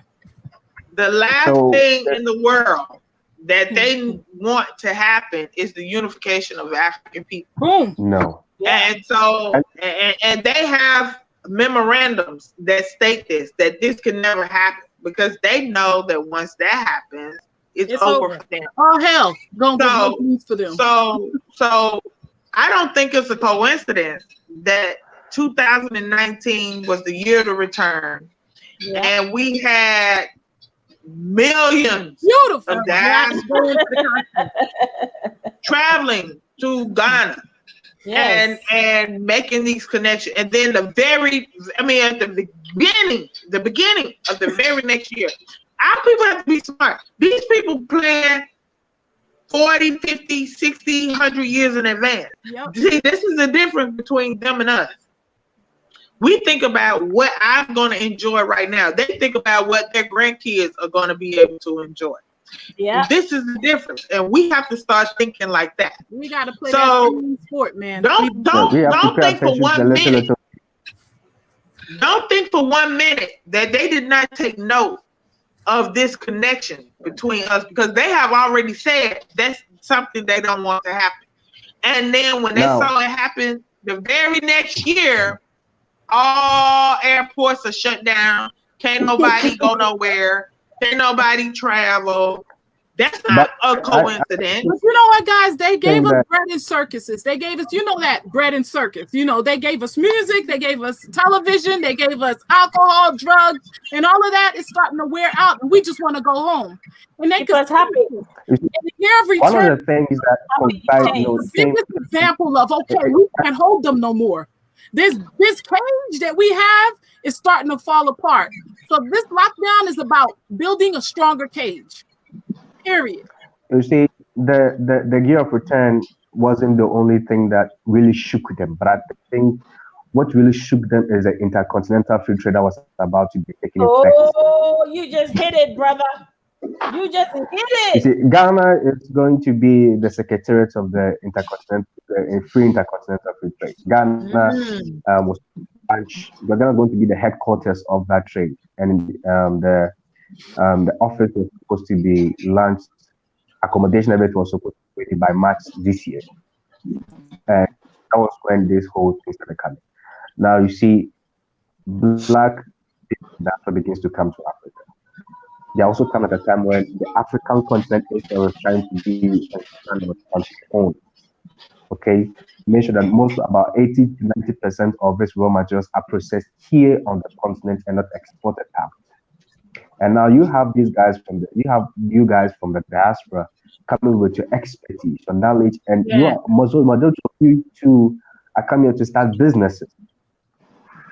And you're not coming in thousands, you are coming in the millions. Okay, so I think this whole thing was like, no, we can't allow these people to unite, because even we can decide, those of us on the continent, we can decide not to touch the resources that is beneath the earth. We can decide to use the raw materials on the surface of our land and build a strong economy. Because mind you, before colonization came to an end, they used to get the gold, the timber, and the cocoa for free. But after colonization ended, they had to pay for it. But they made sure that this type of system is in a place where we don't get to set prices for our goods and services. David, let me hold that thought. David, hold that thought. If you're new here, you're welcome to the Woke Africa Show. This is a show where we talk about important things to our community, our global Black community, and we talk about our issues. If you enjoying the show, please keep the likes coming and please subscribe so that when we upload videos, you will get it and you can participate in our live next time. Thank you so much for all those watching us on Facebook as well. Thank you so much. I see a heart up there. Thank you, and let's keep the fire burning. Let's keep the conversation burning. We have to keep an open mind and listen to some of this wisdom and knowledge that our panelists are sharing, because it is key to healing in our community. It is key to our healing, people. And after this, we are also going to be treating some of the nuances and some of the triggers within our community that we must identify and diffuse. So thank you very much for watching. Please keep the likes up and stay tuned. Brother David, you have the floor. Okay, so as I was saying, they just can't allow Black people from the diaspora to unite with those of us here on the continent. Okay, because we didn't know what classroom education was until the white man came. You know, we were more trained right from the young age. By the time a Black person on the continent is at the age of 15, 18, he's very skilled. You know, he or she knew what they were supposed to do. You know, and if you look at Black people, like, if you look at some of the things they even took away from us, our souvenirs, our sculptures, the things that they could see that artifact. They could see that we, you know, Black people, if we come on the continent, that we like to do things with our bare hands. Okay, we are skillful like that.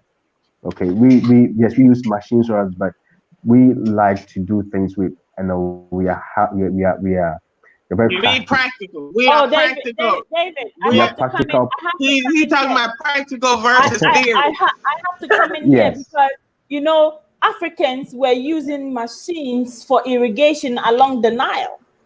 But that's not what he's saying. He's not saying that. He's saying that we learn, and it's true. And I can tell you, as somebody with 5 children, African people learn from show me how to do this, and they got it. They got it like that. But when you start talking about writing something in a book, and then I'm supposed to take that one and just know what to do, that's theory. That's something different. But if you show any African child, you do this, you pull this down, you do this, they got it instantly. White people brought in this break. So that is where apprenticeship. We learn from apprenticeship. Show me how to do it, and I got it. Sister, so that's what he's saying. I get what he's saying, and that is our now. That is what happens in our now.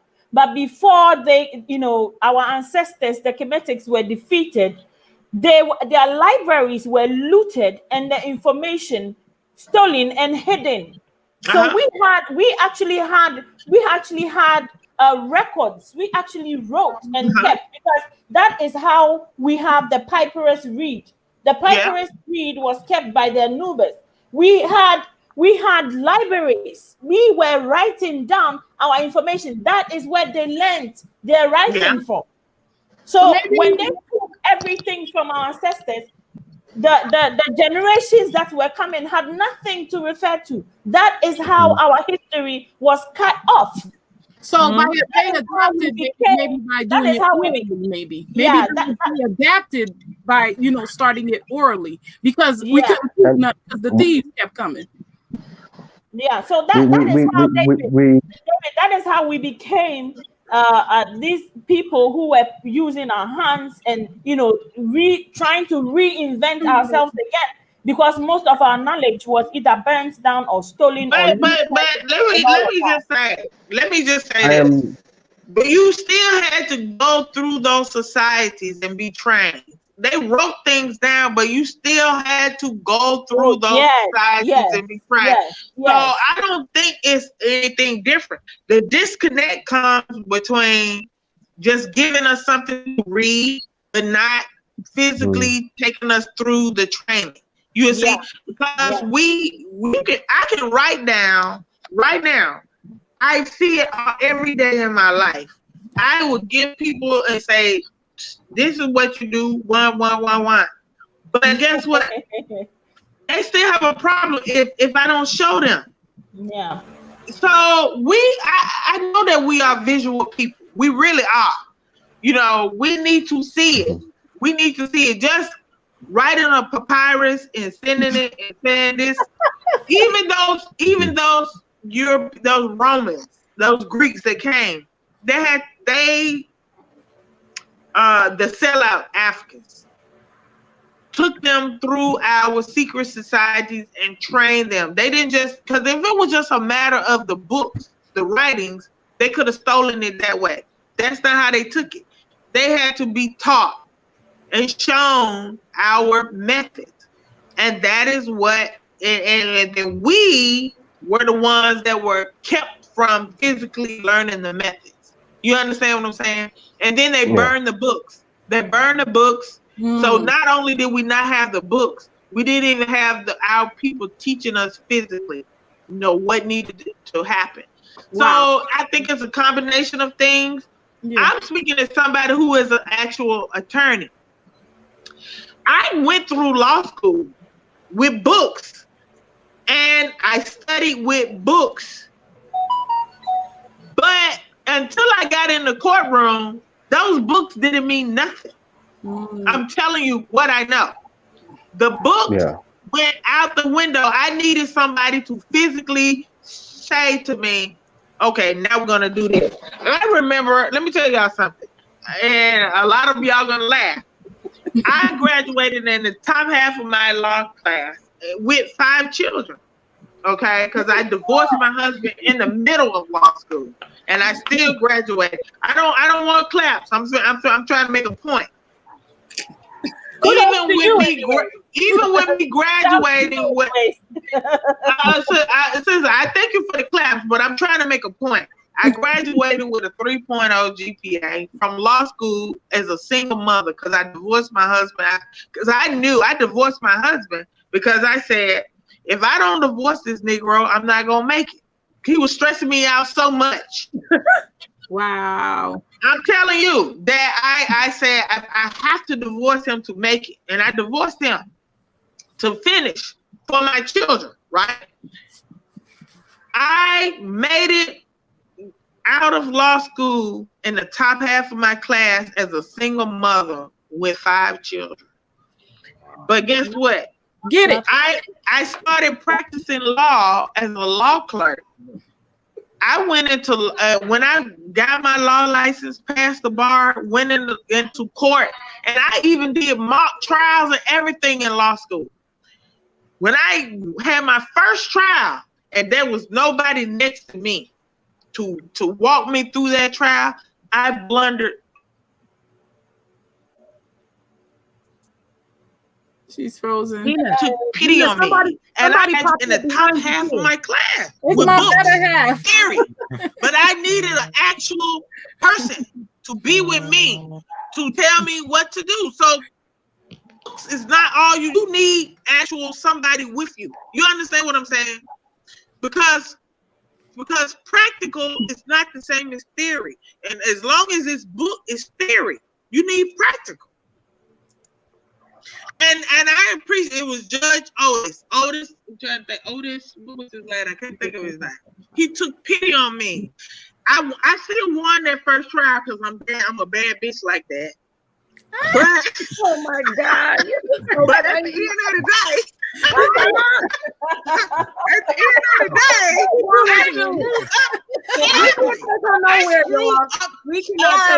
I came out so embarrassed because I screwed. We can't take her nowhere, y'all. No. Can't take her nowhere. Bitch like that. Sorry. PG. I'm so bad, even though I still want. You had to put explicit. I could have done things so much differently and better had I had somebody right next to me saying, "Do this, do that, do this, say that." You understand? Even though I had made it out of law school with all A's and B's. So yeah, practical is not the same as theory. So I think Sister Ya is trying to say that we are a people of practicals. We're doing, and that is how I know that we are going to excel at STEM. That's science, technology, engineering, and mathematics, because we are people who are hands-on. So imagine we could combine that skill with the well of knowledge our ancestors left us from the days of the Kemetics, from the days of the Anubis, from to the days of the Songhai Empire, and the old Ghana Empire, Odegost, and all these empires. If we could have maintained the knowledge, the written down knowledge, because we have proof that the hieroglyphics, as Ruben is talking about, were actually from our ancestors, not the whitewashed Egyptians. We're talking about the black ancestors, black Egyptians. And that was proof of our culture and our heritage, because culture and tradition is passed on from generation to generation. So if we identify that at a point in time, our people were keeping records, they were into astronomy, they were into technology, they were into all of this, but at a point in time, we don't see it amongst our people. It only goes to support the fact that when they studied us for so long, you know what these people do? They study us. Yes, they do. They study us, and they know how we get our strength and what our weaknesses are. And I think it's the same strategy they use to usurp our ancestors. And they tried that for over 1,300 years. You see, that is how strong our ancestors were. They tried to usurp them for over 1,300 years before they even saw the semblance of success in trying to defeat our ancestors. And from that day onwards, the only time they have been successful has been 400 years out till now. Ajua. Yes, please go ahead. You know why they were able to do that? Speak, sister. Because we had never in our life met people who were so barbaric, who would do anything. You clapping? I'm keeping it real. Yeah. We had never in our life went anywhere and murdered babies. No. Listen, keep it real. We had never, in all the time that we have been on the planet for millennia, have we ever went and just cut babies out of mama's stomach. Could you imagine the horror? The listen, let's be real, because our people need the truth. Yes. Never have we ever seen any people that we refer to as human beings do the things that these people came to, and we were not prepared to do it to them.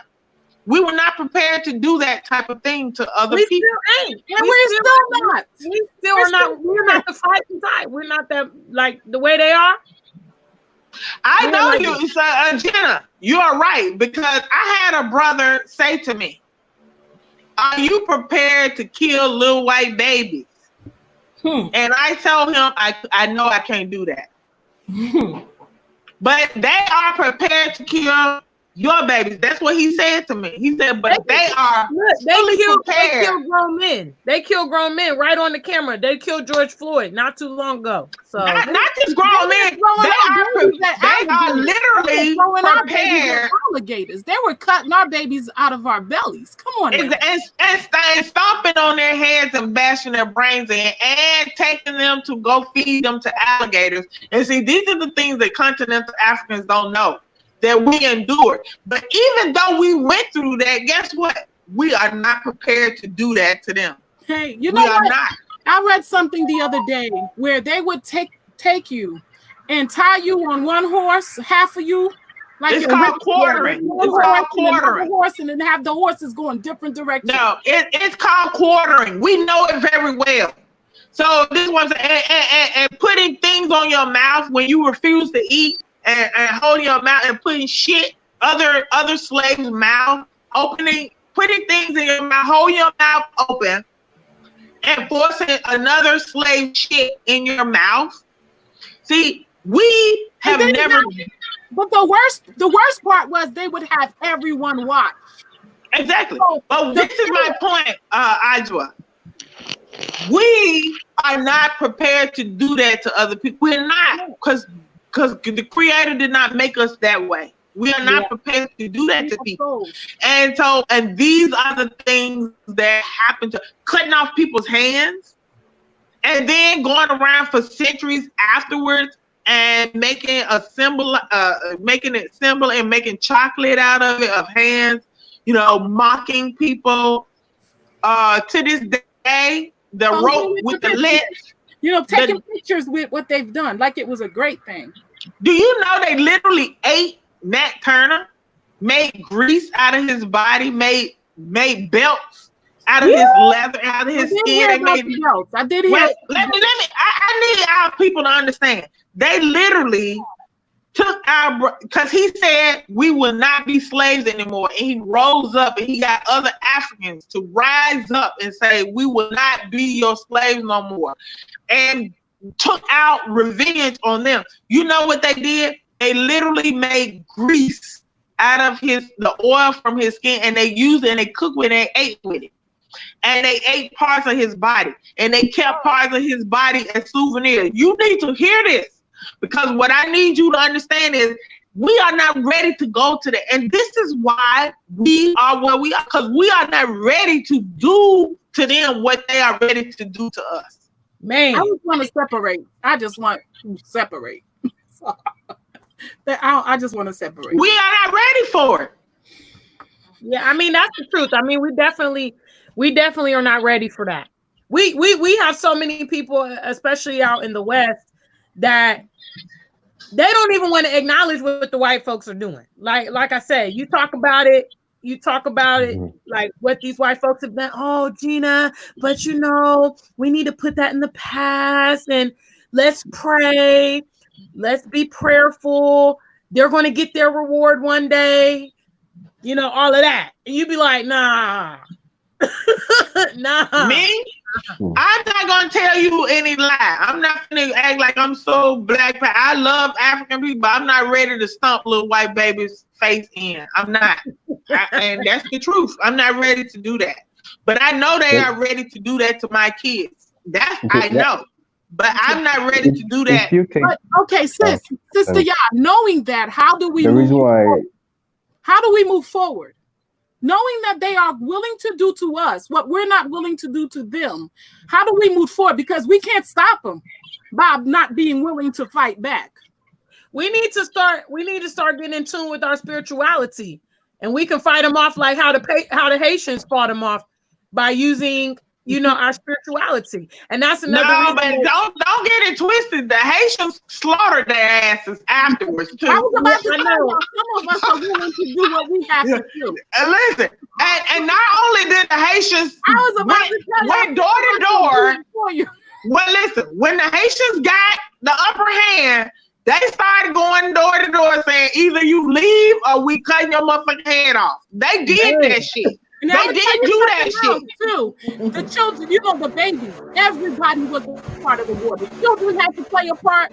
They were the Haitian babies. The children. If you were 10 years old and up, you had a job to do in this revolution. And anybody that acted like they had an issue with it or concern, you were dealt with first. They took out the sellouts first. So listen, it worked. I am not going to sit here and tell y'all that I'm ready to bash little white babies' heads in, because I'm not. It will be a lie. And if you don't like me because I can't do that. Well, you know what? Not everybody was bashing in Haiti. Some of them was cooking for the soldiers. Some of them was given the opportunity to leave. and say leave, and if you stay, then we're gonna bash your motherfucking head They in. were given an opportunity. But that tells you a lot. Even though they knew they might have died, some of them refused to go. That's You how see, hard it's going to be for Africa to get those other people out of the continent. you see, they know that they need us more than we need them, but they're trying to turn it around, make us think that we need them more than they need us. So I think this whole idea of it's just for them to maintain control, because they know that black people never needed white people, not in any way. I mean, what do they have that we don't have? Come on. If we should put aside the resources and everything, and take, They don't got nothing. And for those of they y'all don't have that anything we need. Absolutely. And this is, they don't but got brother, your job is to convince African people that they don't have anything that we need. Thank you. That's how do we convince our people that they don't have any? Even if you look at America, the places that have been built up and developed, African people did that. They listen, they didn't have anything. They had to come take us to build up, because when they came into Africa, we had civilization, we had running water, we had sanitation systems, we had everything. So they didn't have that. They had to take us to come build for them. And even if and you could see that even in slavery, they were fighting over the skillful black people to have them come to work on their plantations, because majority of the inventions that exist in America today came during the time of slavery. You know what I'm saying? So yes. That's for real. And you see, a typical example is when this coronavirus broke out, and you could see that when America was battling with how do you call it, ventilators. They're saying it's just costing $15,000 to create ventilators. Young Africans were creating ventilators with just $70. Yeah. Oh, And so that's a bomb right there. Inventions just rose through the roof now in Africa and among black people when they finally realized that things were not coming, the things that we needed to, fight weren't coming from the West. That's when they realized that the creativity of Africa that has been very obscure just came out of nowhere. Now all of a sudden, we started manufacturing protective gears, everything that we needed right here on the continent. And that was when we realized that these people are trying to kill us. We better do this by ourselves. We don't need them. Please go ahead, David. We never needed them in the first place. And because you've seen that since the Berlin Conference and through colonization and slavery, they built their economies, they built their countries based on resources from Africa. That's why they can't stand to have, us united and taking control of our resources. They took the labor from Africa. They built their countries with Africans' resource, which is the first resource was its people. They took that resource and then they went back to the continent and decided, well, we're not going to let up on the people there too. We were all enslaved. A lot of people don't understand that some of us were enslaved on the continent and some off the continent, but we were all enslaved. And they didn't only enslave the people, they enslaved the whole continent. They enslaved the land. Well, I think the solution to that is we should go probably product by product to get to self-sufficiency. I was watching a series that was about Liberia earlier, and it was talking about how they eat more rice, like 4 times the amount of rice than all the rest of Africa, but they have to get that rice imported. So imagine if every country just decided, every African country just decided, we're not importing no more rice from anywhere else. We're all just going to grow with grow our own. Yeah, rice. Nigeria did it. Nigeria did it. And that's like what every African country needs to be following after Nigeria, To be doing something that different. same thing. And so once rice is taken care of, we go to card. And Ghana has also started that. Ghana is growing local rice. Yes. Yeah. I saw Ghanaian rice, so I know what I'm saying. Hey. So he's taking one product at a time, and let's like own it. Own it. Yes. You eat local rice? Yeah, I sell local rice. I eat local rice. Okay. I local Ghanaian brown rice. As soon as I get there, I need some jollof, please. Please. Make I hear the best jollof rice is in the Gambia. Oh well, I beg to differ. You know, definitely. The jollof war continues. We're not gonna get into jollof wars, okay? Yeah, the jollof wars is odd. We're not gonna do jollof wars. I hear the best rice comes from the Gambia. Who said that? I'll have to taste that jollof to actually see if it's for real better than Ghana jollof. But as long as I have it, Ghana has the best jollof. Ghana, I'm sure my Nigerian subscribers will not agree, but Ghana has the best jollof, and that's it. End of story. But back to what he was saying, that we really do need to start figuring out how to take Africa back, because to be honest with you, it's not just one demon now. Yeah. Many legions. We got the Indians, we got the Chinese, we got the Arabs, we got everybody pulling. And Libya is still taking human slave labor. There's a lot to tackle, y'all. I think our first and foremost goal, I always talk about it on my channel, is getting to the continent. I think that's the priority. I think that once we're on the ground, we can be more effective. We can strategize, and that's very valuable. And definitely your husband make a great suggestion about becoming self-sufficient. But the reality is we have to be there.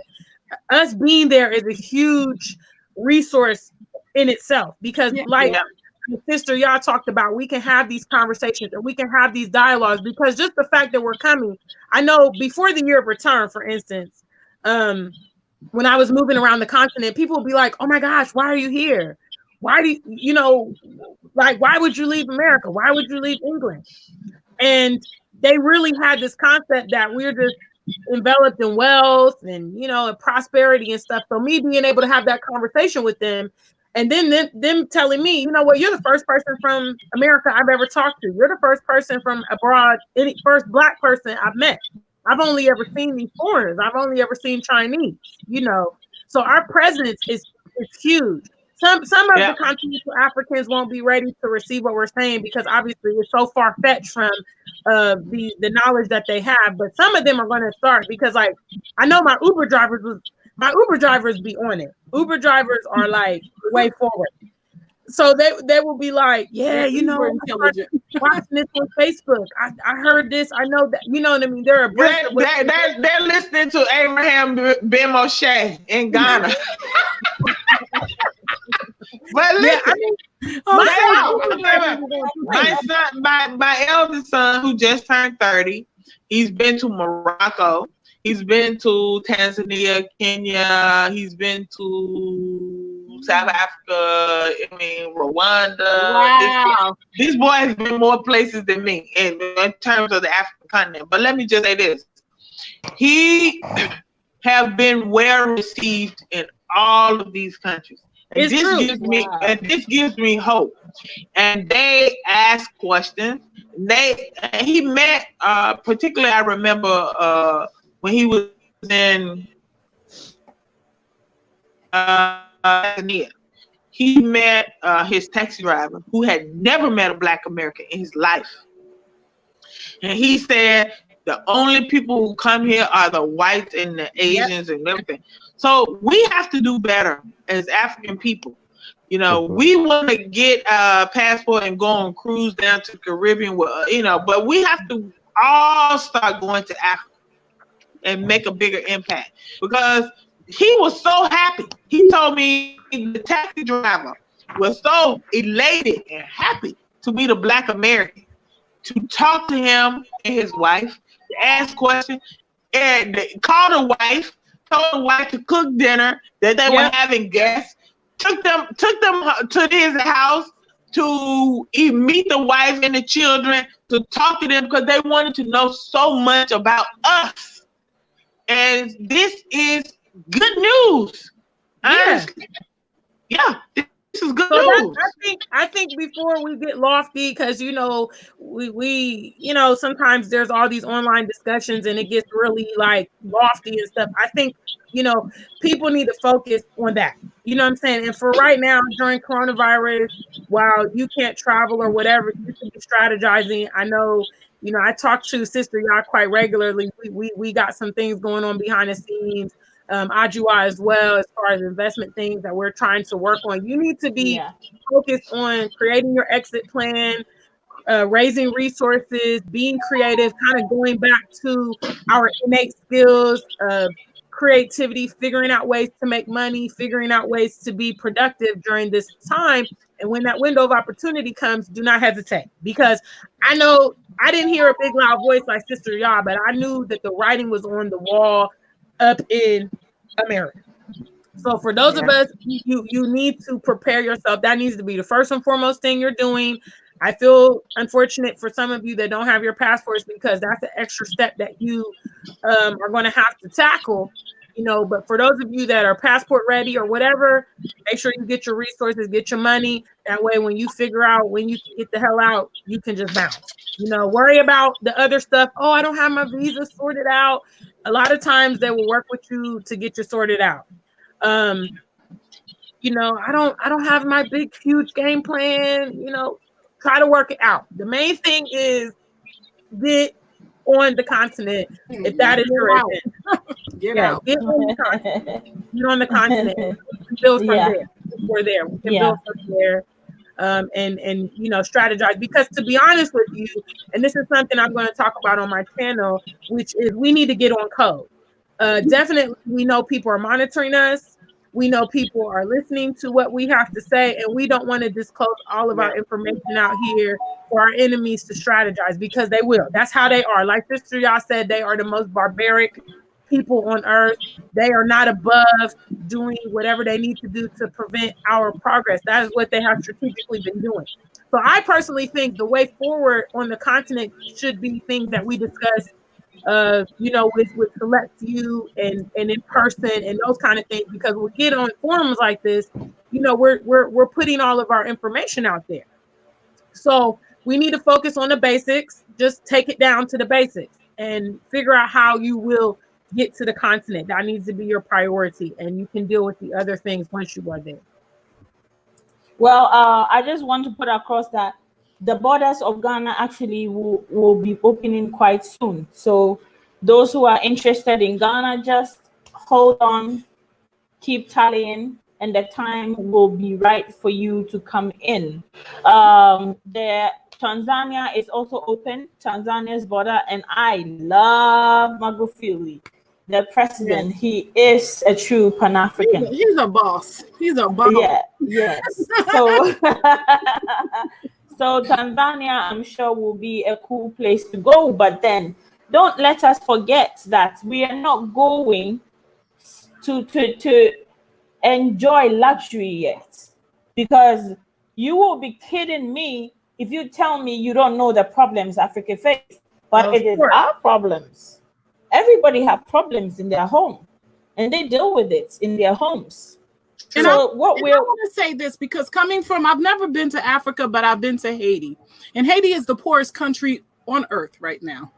I want to say this: when you get off that plane, it's not going to be the same air. You're going to see things that you're probably going to be like, what is that? You're going to look at people and they may not have shoes on their feet, and they may be walking. Some people may be dressed and you might see certain things, but I'm going to tell you something. Their family. It's like going back home to grandma and you see that old couch. Instead of you saying, Grandma, what's wrong with you? Look at this dirty couch. What you do is you say, Grandma, I remember this hot couch, how comfortable it was. Let me refinish it for you. We have to address our family, like family when we get there. We got to understand that our family has been traumatized. They've been abused. They've been through it even more so than us. See, they had to keep appearances in Europe and in America. Yeah. You know, because they had to live there. They kept it up a little bit. But in Africa, they just did all kinds of things and they left it like hell because it was our home. So when you go back home, you're going to treat, you know, and I'm going to ask my sisters and brothers, some of us, you know, we're not used to this. I'm telling you, when I went to Haiti, it was like a culture shock. I was in shock. It took me a couple of weeks, a couple of months to get used to it. Not having lights, having to go out in the, you know, in the woods to use the bathroom. You know, it was no inside toilet. You know what I mean? But I'm gonna tell you, I saw the most beautiful stars at night. I had the best conversation. The food was the best. You couldn't taste anything better. The meat didn't even taste the same. So get ready because you're about to go home. And if you want home to look nice, you fix it. You don't judge the people that was left home because they went through a lot just keeping their head up every day. Facts.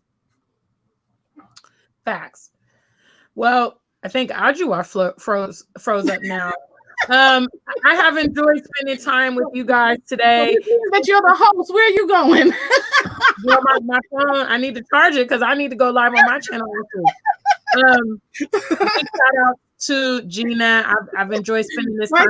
Nice to finally be on the same forum as you too, Sister Gina. Yes, I've seen you here before on this channel. I believe you were you on African Tigers before as well? I think so. Yeah. I've seen you. So it's been my pleasure. Special shout out to David. Something happened. Yeah. It's okay. Hey, I'm wrapping up. I'm saying my I just got cut off. Everybody else got cut off. Oh my God. Special shout outs to David. He has been the complete total gentleman. Yes, such a gentleman. We over talked him and he's so nice. Thank you, David. Medase said this. He's a true Ghanaian man. You're So welcome. Yes. gentleman. Not to say the other Africans. I always have to give you disclaimers because it's so sensitive.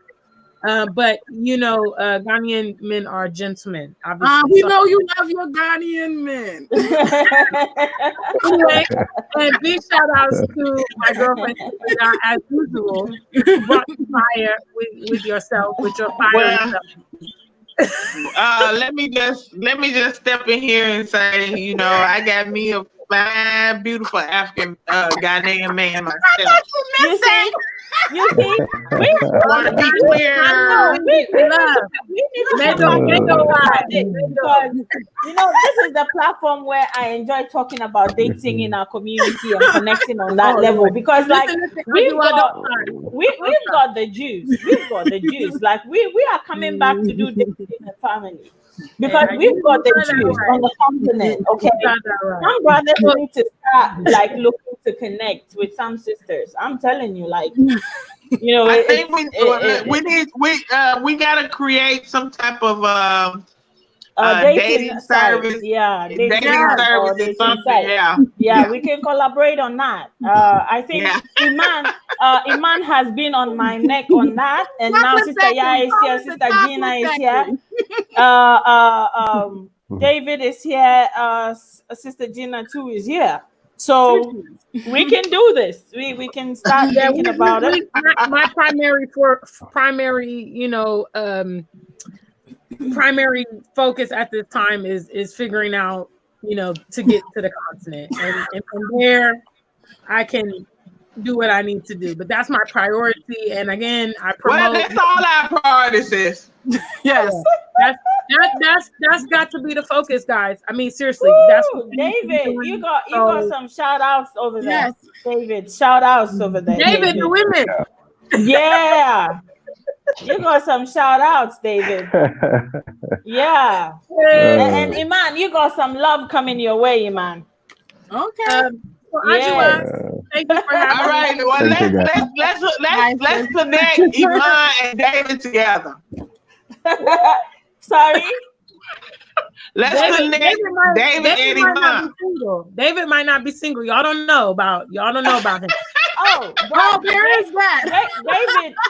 David and Dave. I think David and Iman are already friends or connected. I don't know. Wow. But David, can you handle all this heat, man? Like you don't even David, if you're single, and I know Iman is single, then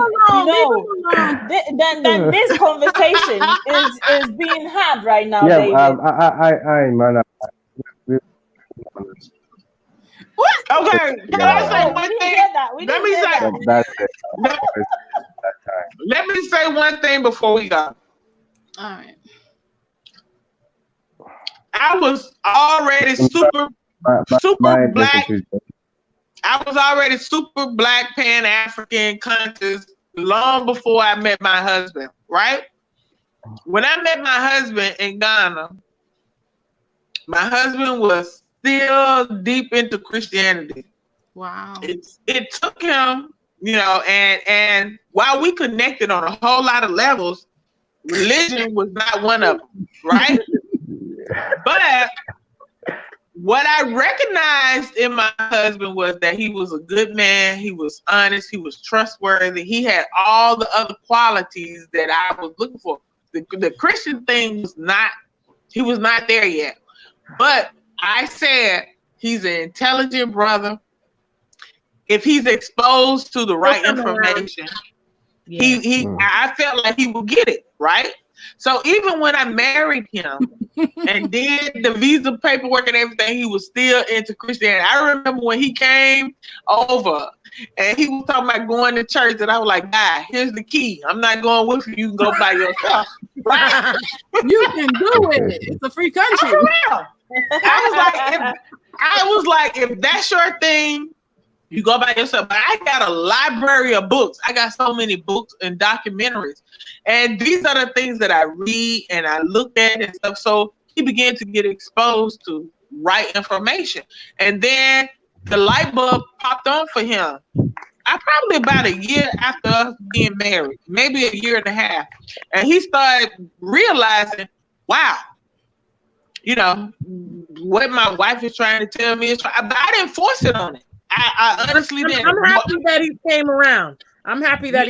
Yeah, but I'm telling you, I married him because he was my grandmother. Let me put it in this perspective for you people. My grandmother, one of the best human beings I ever known in my life. Good, caring, generous, and she was a Christian. And I recognized that my grandmother did not know any better. But she believed in it.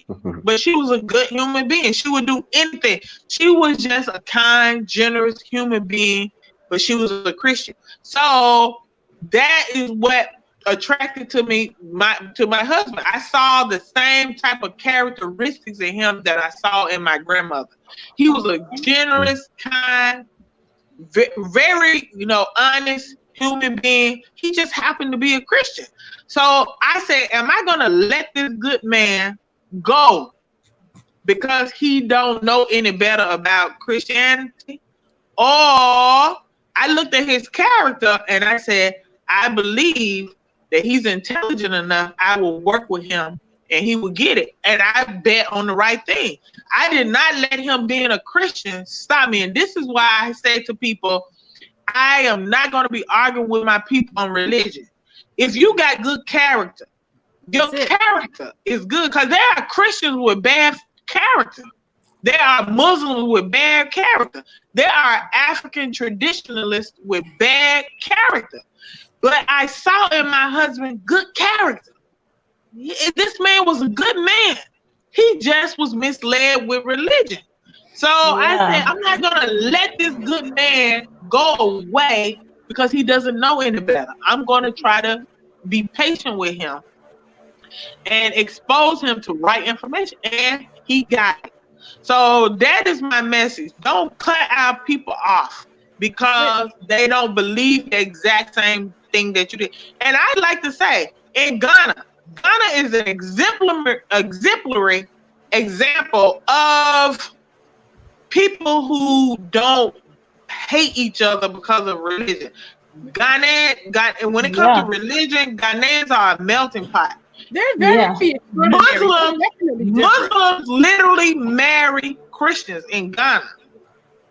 People don't try to force that thing on people. And this is one of the things I can say. And if I don't leave y'all with nothing else, I bet on my husband's character, his character. I look beyond his religious belief, and I bet on his character, and I made a right decision. You made the perfect decision, Sister Ya. And to add to what Sister Ya said, I think that on our last live show, I was trying to bring it across that you may meet an African man, an African woman who may not necessarily be woke or into Pan-Africanism, and might definitely never even be. But once you can find love, you can find happiness, you can find understanding, you can find a team player, somebody who's willing to work with you.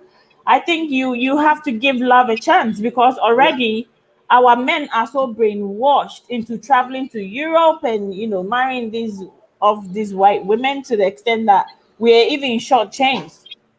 So if you meet a beautiful black man and a beautiful black woman, and your list includes, oh well, he must be Pan-African, he must be woke, well, you might be disappointed because you might not find many of them on the continent. Yeah. But you know what? As you live with him and he sees your life and he sees your belief and how firm you are in your belief, he might end up levitating towards you. She might end up levitating towards you. Exactly. And yes, and that is how we are going to reconnect our community. That's how we are going to, our reunification is going to come about. So on that note, I say that sometimes it's good if we kind of relax our expectation on who is a Pan-African and who is not. Exactly. And all of that to kind of like focus on what we want to do. Because by he hearing your story, by she understanding what you've been through as a person of descendants of slaves and all of that, that person will eventually start building some kind of compassion for everything you've been through, and that is how you win them over. So Ajua, let me just say this. You are right. Now, no continental African can say anything about Black Americans in front of my husband. He will shut them down. He's the biggest defender. He's like, you don't know what these people have been through. He will stop them right there. He was like, no, you cannot say this. These people have sacrificed for us to be here. But in the beginning, he didn't know. So it came with education and information. So absolutely. So our educating ourselves, us uniting, that's the power. That's where we're gonna find our source and our power. Yep. Yeah. Wow. So sister, before we were going to treat the nuances and the triggers, but we couldn't. So we're going to do that tomorrow, and I'll see who can come on and help us talk about that, because we realize that there are triggers within our communities, and some of our hello, David, are you there? David, can you hear us? Hello, David, can you hear us? I don't think so. I think, well, maybe that's. Yeah. So, So, Sister Gina, I think it's you and I now. So we are going to be treating, because as we are returning to the continent and as we are coming back home, part of our healing, even today, we didn't talk so much about healing. We've talked a lot. What is needed? What is what is needed for the healing? We've not discussed that. We've not talked about that. I think that so before we can heal, we can move to healing. I think we must hear our stories, and I think it's amazing that we are talking about this. So I'm going to make this a 3-part series where we can talk about what the problem is, and then we can move to talking about what we need to do to start healing each other. And then we can talk about reconnecting with people on the motherland, and some of the nuances and some of the triggers. within our community that we as a people should identify and diffuse. Because I was talking to Iman and I was telling her that it will be a terrible shame if we have to code switch around each other. It will be a terrible shame. And already there's this notion, within the African community that, well, the African American community have this savior mentality, and they have this, superior mentality and stuff like that. So imagine if we have to like walk on eggshells around each other. That is going to derail our unity, is going to derail our reconnection to the motherland. So I think that we can. There's definitely. I'm sorry to interrupt. No, please go ahead. Step in and say it is definitely important for us to come together and start having the healing discussions. There's some things that we have to say to each other. It might not start pretty. It might be a couple of things that come out, and we will each be hurt on each side. But we have to get those out of the way before we could move forward, because we got to make sure that we understand that, okay, I want to face your pain and you want to face my pain. Yeah. There's definitely pain there. Even though we know our ancestors, you're not your ancestors. You didn't make these decisions, and I'm not my ancestors, and I was not taken, but it has impacted us, and we're going to speak to each other so we could heal our ancestors within us. And that's very important. That's very important to believe, because there's a lot of African Americans, although they want to go home, may not have or are healed.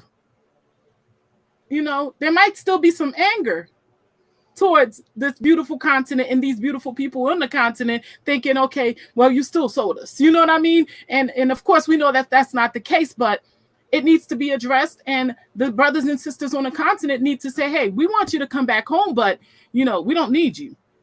We want you. And you know what I mean? And we don't need you coming back here acting like you're, something that you're us. We need you to act like you're us, and we need you to fall in and understand that you can't come here acting like the strangers. And I think that's the most important conversation that needs to be had. I don't know how we're going to start it, but it's important. Yeah. David. David, can you hear me? Hello, David. Can you hear us? Hello, David. Can you hear me? I don't think he hears you, sis. Yeah. Hello, David. Hello, David. Okay. So, what I wanted to add to what you said is that it's also, important for us to like discuss what, the culture really represents, because we know some people, when you talk about African culture, they're thinking of drumming and dancing. Well, that is not the only aspect of African culture. There are ways that you eat. Yes. There's the way you greet. There's the hand gestures. Every hand gesture means something. If somebody invited you to eat and you put your left hand in it, that person is going to feel so degraded and disrespected. Are you serious? Wow. Yes. Wow. Yes. If you don't know, you don't know. Like, I would never know that. I wish David could hear us so he can contribute to this, because it's just amazing, how certain things are, translated into certain cultural practices are translated into meanings. This might be a long series, sis. You might have to take it to 1, 2, 3, 4, 5, 6, because there's a lot that we don't know, and there's a lot that we do need to understand. And the same thing goes with you guys. Yeah. Yes. So I don't know if David can hear us. David. Hello, David. Yes, I can hear you. Oh, perfect. So yes. So I don't know if we are just about wrapping up. I don't know if you want to add your point to it, because we're going to meet tomorrow to talk about some of the nuances, some of the, kind of gestures, trigger words, within the Black community that we have to identify and diffuse. And I say identify and diffuse because it will actually, as I've said already, it will be a shame. It will be like no achievement at all for us to come back and unite. And then, we have to walk on eggshells around each other. We have to hold grudges with each other because we don't want to fight. We just try to avoid each other all out because they're going to say this and I'm going to have to control myself, And eventually it's going to blow up. So it's best that we put it out in the open. So it's best that we talk about some of these cultural practices, or let's say traditions. Yeah, please go ahead. What I'm going to say is true healing will begin when our brothers and sisters from the diaspora actually step foot on the African continent.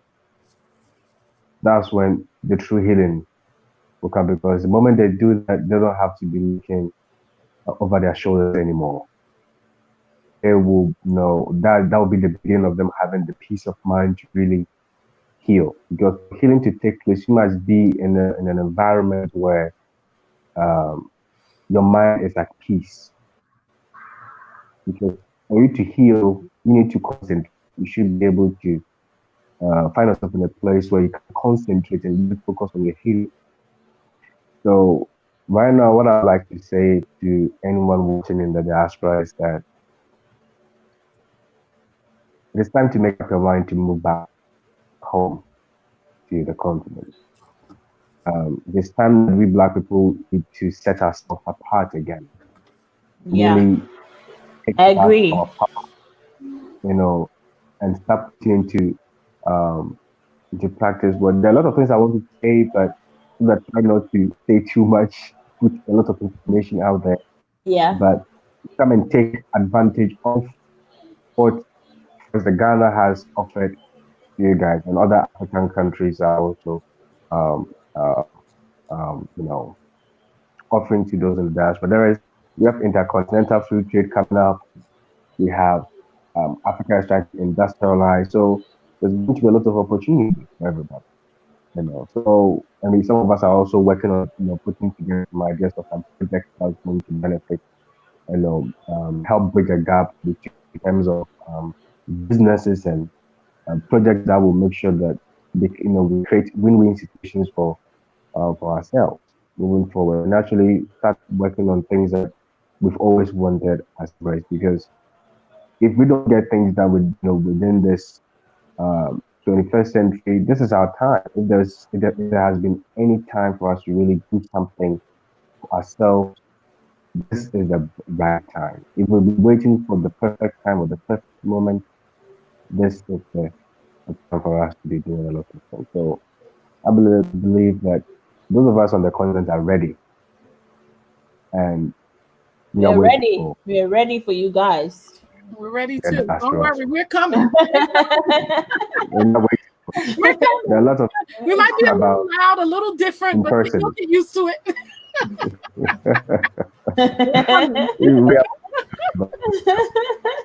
Just get ready, because you guys are going to need to be patient with us, because a lot of us, I promise you, we have lost all our culture. You might get a couple of people from the Caribbean that know how to cook food outside, that know how to go to the bathroom, that understand things. But when it comes to the people from Europe and from America, wow, it's going to be such a culture shock. So yeah, it is. You're going to need to be patient with us, and you're going to need to understand even some of the things they say. They don't know that it's disrespect. Because we don't hold that against you at all. We don't hold that against you in any way. We are aware of what you guys have been going through for a long time, and you are still going through that. Yeah. Right now, our major focus is to get you to a safe place, in a new, different environment, an environment where you can try to be yourself, so your real healing begins, and then from there we can take it from there. So we don't hold it against you at all. I feel so safe right now. I want land in the Gambia. I might have to go buy land in the Ghana too. You know, if you're looking for a safe place to go, I mean, come on, I'm Ghanaian, so I'm biased towards Ghana. I mean, don't blame me. So yeah, and Ghana is a beautiful country with beautiful people. And you know, if you go to the length and breadth of Ghana, I'm sure you would not find one particular tribe that was hostile to you, or a group of people that will be hostile to you unprovoked. I just Africans, found that 19% of my DNA is from the Ga people. In really? Ghana. Yes. You actually Ghanaian. look like a guy. You Ghanaian, lady. You Ghanaian. So quickly hurry up on and 19%. get your naturalization going, because you Ghanaian, straight out. You straight out Ghanaian. See that? I took a DNA test and it linked me to somebody that lives in Ghana. We've taken you already, took so a you DNA just test too. And we're cousins. Yeah, we have taken some stuff, Ghana food for you. We have some Ghana food waiting for you, so you should come. Okay. Yeah. So guys, I'd like to put this across. You know, tomorrow you have to get your family and your friends to come and watch the show, because we are going to treat cultural nuances and triggers. Okay. So you have to get your family. If you're in the diaspora, this will be the best opportunity. David will be on tomorrow. We will get, I'll try and get Ishmael on. He wrote the book. Okay, I'll find the book and let you know. But he was on our channel the last time, and he has written a book about not being not left behind, or not being alone. Or he I've forgotten the title, but I'm gonna try and get him on, because just like David here, he's also quite knowledgeable in the traditional things of Ghana. Okay. So I'm gonna try and get him on. And also Sister Gina will be happy if you can join us. I'm going to talk to the rest of our sisters, Iman, African Superstar. I don't know if Gina will be available tomorrow to come join us, but I'll talk to Sister Ya as well, and talk to all of them and see who can join us tomorrow to talk about these cultural things that we take for granted. Tonight, I'll share it on my Facebook page. All right. Yes. You know, yes. Get some Americans on there for you. That's exciting. That's exciting. Get the post up tonight, and I'll share it for you. Yes, please. So I'm going to come up with a beautiful flyer, and I'm going to circulate it and let you have it. The reason I used to do schedule. I used to schedule the show, but I'm going to see if I can schedule it early enough so we can start circulating. But like, people forget if you schedule it too far out. So it's better to schedule it maybe 2 hours to the time, or 3 hours to the time. But I'll send you the flyer. If you are on a course WhatsApp platform, can you just say hi Lily or hi Sister Jiwa, because I don't know if you're there or not. So if you're there, you can just send me hi, and I'm on it, so we can connect, and I can send you the flyers when I'm done. But tomorrow is gonna be hot. If you're listening to us and you have a well of knowledge in African culture, and what is an insult, what is respectful, what is the values, the cultural values, you can reach out, and I can invite you to the show to also share your wisdom and your knowledge with us, because we're learning, we're reconnecting, and we're learning. So you like, start thinking about it. If you know anyone who can benefit from this, I will try and see if I can get a political science lecturer to join us tomorrow to see from the African Studies Department of the University of Ghana, to see if they can also bring their wisdom to support what we're doing. Sometimes, most of the time, I don't invite all this bourgeois bouclon people, because sometimes I just want the real situations from the real people on the ground. But at times too, you find that at times too, you find that out that you are dealing with a subject that you need accurate information to give to people out there. So on this topic, we are going to okay. So David, I think Ruben might be interested in this, and he would love to share. I think maybe his contact or some information with you. So let us know, Yeah, and yeah. we can Ruben have is a actually my party. older brother, so Oh, really? I'll talk to him. Yes, Oh, that'll be amazing. We'll be happy. I hope he's single though. that was my older Okay, brother. I never said that. I never said that. Chocolate. Okay. Okay. So I mean, yeah, this is our platform. We connect on all levels, and we've always talked Yeah. brothers, looking inward and looking at Mhm. sisters, So yeah. But Mhm. tomorrow is going to be another explosive show. So please kindly invite your friends. I'm going to share the flyer on my Mhm. Facebook. So you can go and check.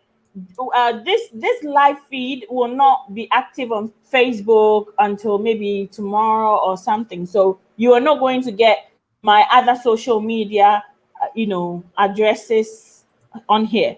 But if you go to any previous video, you'll definitely see my my Facebook, my Instagram, my WhatsApp. No, not WhatsApp. You can see Facebook, Instagram, Twitter, Patreon, and other links over there. So you can check and follow me or subscribe or like my page or whatever, so that when I post the poster, you would see who is coming and what time we're starting and all of that. So I'd like to say a huge thank you. And I want to say that you need to, before we go, fam, let David, I want David to come on and give us his last words, because he didn't finish and I cut him off. So David, you have the floor. Yeah. So as I was saying, a lot of conversation needs to be had. There is a lot of things that's going to happen for those of us here on the continent, and also those of us in the diaspora as well. So Okay, I think his channel blocked. Yeah. Sister Gina, do you have any last words for us?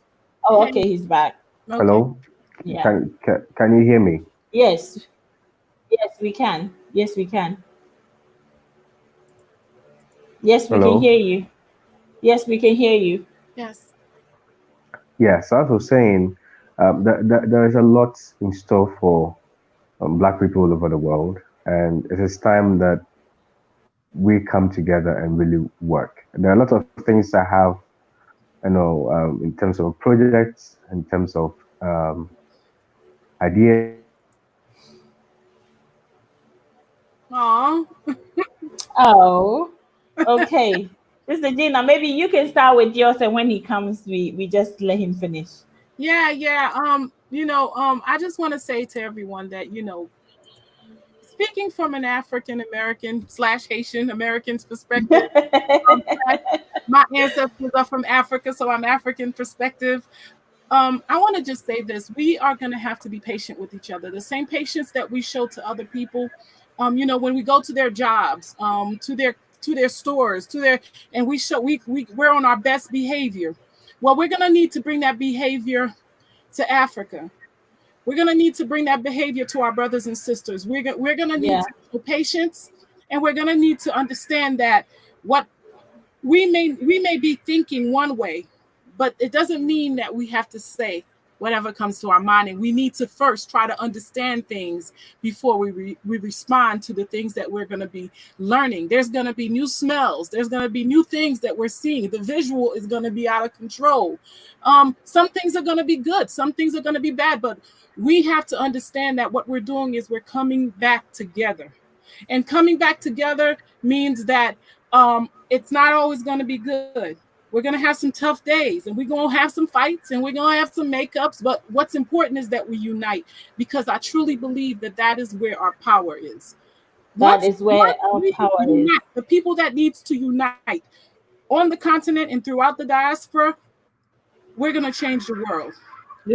Oh, I love that. We're going to change the world. That's how much power we have, people, to change the world. Before we go, I'd like to read out a few key comments from some of our subscribers and our watchers. We've had some education here today, so I want to read a few takeaways that you can take home with you tonight, and probably start researching. First of all, I would like to thank Mr. Conde. Is it Emmanuel Conde? He has, given us a lot of resources, and I just want to bring out some of his comments that have been. Oh, Mohammed Conde. I'm sorry. He says that the biggest scam they did to us was also the introduction of money, paper to control our natural resources and get easy access to them by having power to value or devalue them. Yeah. You see, this is real because what kind of system said a printed paper can ever be equivalent to the value and the wealth of gold, diamonds? Let that go. We're gonna have to let go of their money. We're gonna have to figure out a way to say, hey, what you're telling us, we don't want it. We don't want your money. And I know that's gonna be where the fight is gonna be, y'all. This is where we're gonna use the fight. That is going to be a real blockade to get over. Yeah. And we go on. I want to read his comment about the libraries.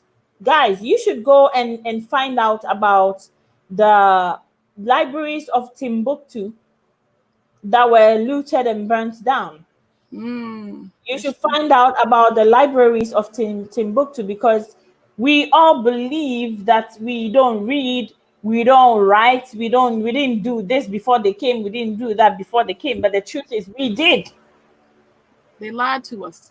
They lied to us. I have a video with a professor from, I think, UCLA or something on my channel, telling you the exact thing that some of our brothers and sisters are posting here. They burnt down our factories. Our libraries. And there's no way around that truth. There's no way around that truth. So those are some of the things that we can take home with us. Those are the two key things. And he was also talking about Memorandum 46. You should also put that point down and go and find out exactly what it is, because if you don't research, then you're just there. You're gonna understand that we are truly at war. Yeah, you need to understand what is going on with us. So, Sister Gina, I'd like to thank you so much, family. I'd like to thank you. This channel is not monetized in any way. If you want to support us, please go to www.patreon.com/The Woke Africa Show and support this show. It costs money for me to, it costs money for me to be on this streaming website. It costs money for me to have data. It costs money to do everything. And so, guys, if you can support the channel, please go on Patreon, or you can, I'll put our Cash App email in the description when the video is up, and you can support us on Cash App as well. PayPal. I'm sorry. You can support us on PayPal as well. So thank you so much. Sister Gina, did you have something else to add? The only thing I want to say is I'm looking forward to coming home, guys. Wow, she's looking forward to coming home, and that is sweet scented, words to come out of her mouth. So okay, so Skin Deep, you shared this. What is this? I don't know what this is. Can you let us know? Okay, what is this? Is this your website? Is this your so that guys, I think those may lead to Skin Deep's websites or something. I don't know. So maybe you can go and support him over guys, there. I'm also leave. I don't know if it's Skin okay. Deep, we have to have you. We have to have you on the show one day for you to come and let us hear what you have for our people. All right, people. Sister Gina, I think we have said it all. That's it. Sister Soldier. All right. All right, Skin Deep. Woo! Okay, so tomorrow we are converging same time to come and talk about the nuances and the cultural differences and what might trigger us and cause separation, and we're going to diffuse them all to make sure that we're not tiptoeing on each other when we meet. So have a fantastic evening, our brothers and sisters from the diaspora. I think it's time now for you to go to bed. For our brothers and sisters in Ghana, you should be sleeping by now. But you're here learning, and that is amazing. Can I put my YouTube channel on your page? I just want to your people to come to my channel and also want to see you there too, because I haven't seen you there yet, and I need to see you there. But Sister Gina, I'm always there with you. Really? I'm always I comment. I actually do comment on your channel from time to time. So you have to look out for me. Yeah, I'm gonna have a live stream soon, and I need your brilliance and intelligence there. Yes, I need sister support. I can't wait for live shows, sister. Yes, I can't wait. So please invite me anytime, and I'll make time to come for us to continue the love. Tomorrow, I cannot wait to join you tomorrow. So let's get it popping. Hallelujah. That's what you just said. Let's get it popping tomorrow, Sister Gina. But what is your channel, please? I'll put it on the link again. I'll put it on the link. So I want you to make sure that you guys come over and let's get talking. I want African on my channel because I have a lot of African Americans and I need them to hear the brothers and sisters on the continent, their perspective. I need the dialogue. Just like we have the dialogue here, we have to do it everywhere. We just got to get to the point where everybody. We have to have the same message. Exactly. And that's why I want you on my channel, sister, so they can get connected with your channel and understand everything that's going on the continent. I'm subscribed to you, and I hit that notification bell. So if I'm not getting your notifications, I think I should check if I've not been unsubscribed or whatever. So I'm there. I'm on your channel. I support you guys. Go on her channel and support her. And bring some of that knowledge, some of that African knowledge. So our American brothers and sisters here, even the Haitian ones, because I have quite a few of those on my channel, so they can understand what's going on the continent. Yes, I mean, support Black, buy Black, support Black all the way. So we will be coming to your channel to support you, sister, and that is something that I would love for all my subscribers to do. So family, I'm sure she's going to make her channel known to us in time, and we can support her on that. If you are an upcoming YouTuber and you want us to support you, definitely come on the show, contribute, and we'll definitely also show what you have to offer. So only if you're about the unification of Black people. Only if you're about the unification of my people. Yes. Stay off my channel. You have to be on code. You have to be on code. You have to be on code. Okay, she said the link doesn't work. Shout out to all of you who commented. Skin Deep, thank you. Iman, thank you. Sweet Teen, thank you so much. Ruben, you've been amazing. David, guys. Yes, thank you guys. David, both David in the diaspora and David in Ghana, you guys have been phenomenal. The African superstar, Gina, thank you so much. You've been amazing. Sister Sister Love you. Have love you, baby. Yeah. Sister Ya has lit this page on fire, and we want to thank you so much. Echo Simpson, thank you. Echo Simpson is the gentle voice. He's the one with the gentle voice. So, Echo Simpson, thank you. Yeah, I think this is our sister's a link to our sister's YouTube channel, so you can click it and go there and support her. Yes. Thank you so much, Echo. Thank you, everybody that called in. Thank you, everybody that called in. We're so grateful. And sis, I really want you to get in touch with me so I have you on WhatsApp, because sometimes I make these flyers and I'd love to have you on. You know what? I'm gonna put my number in the private chat right now. Perfect.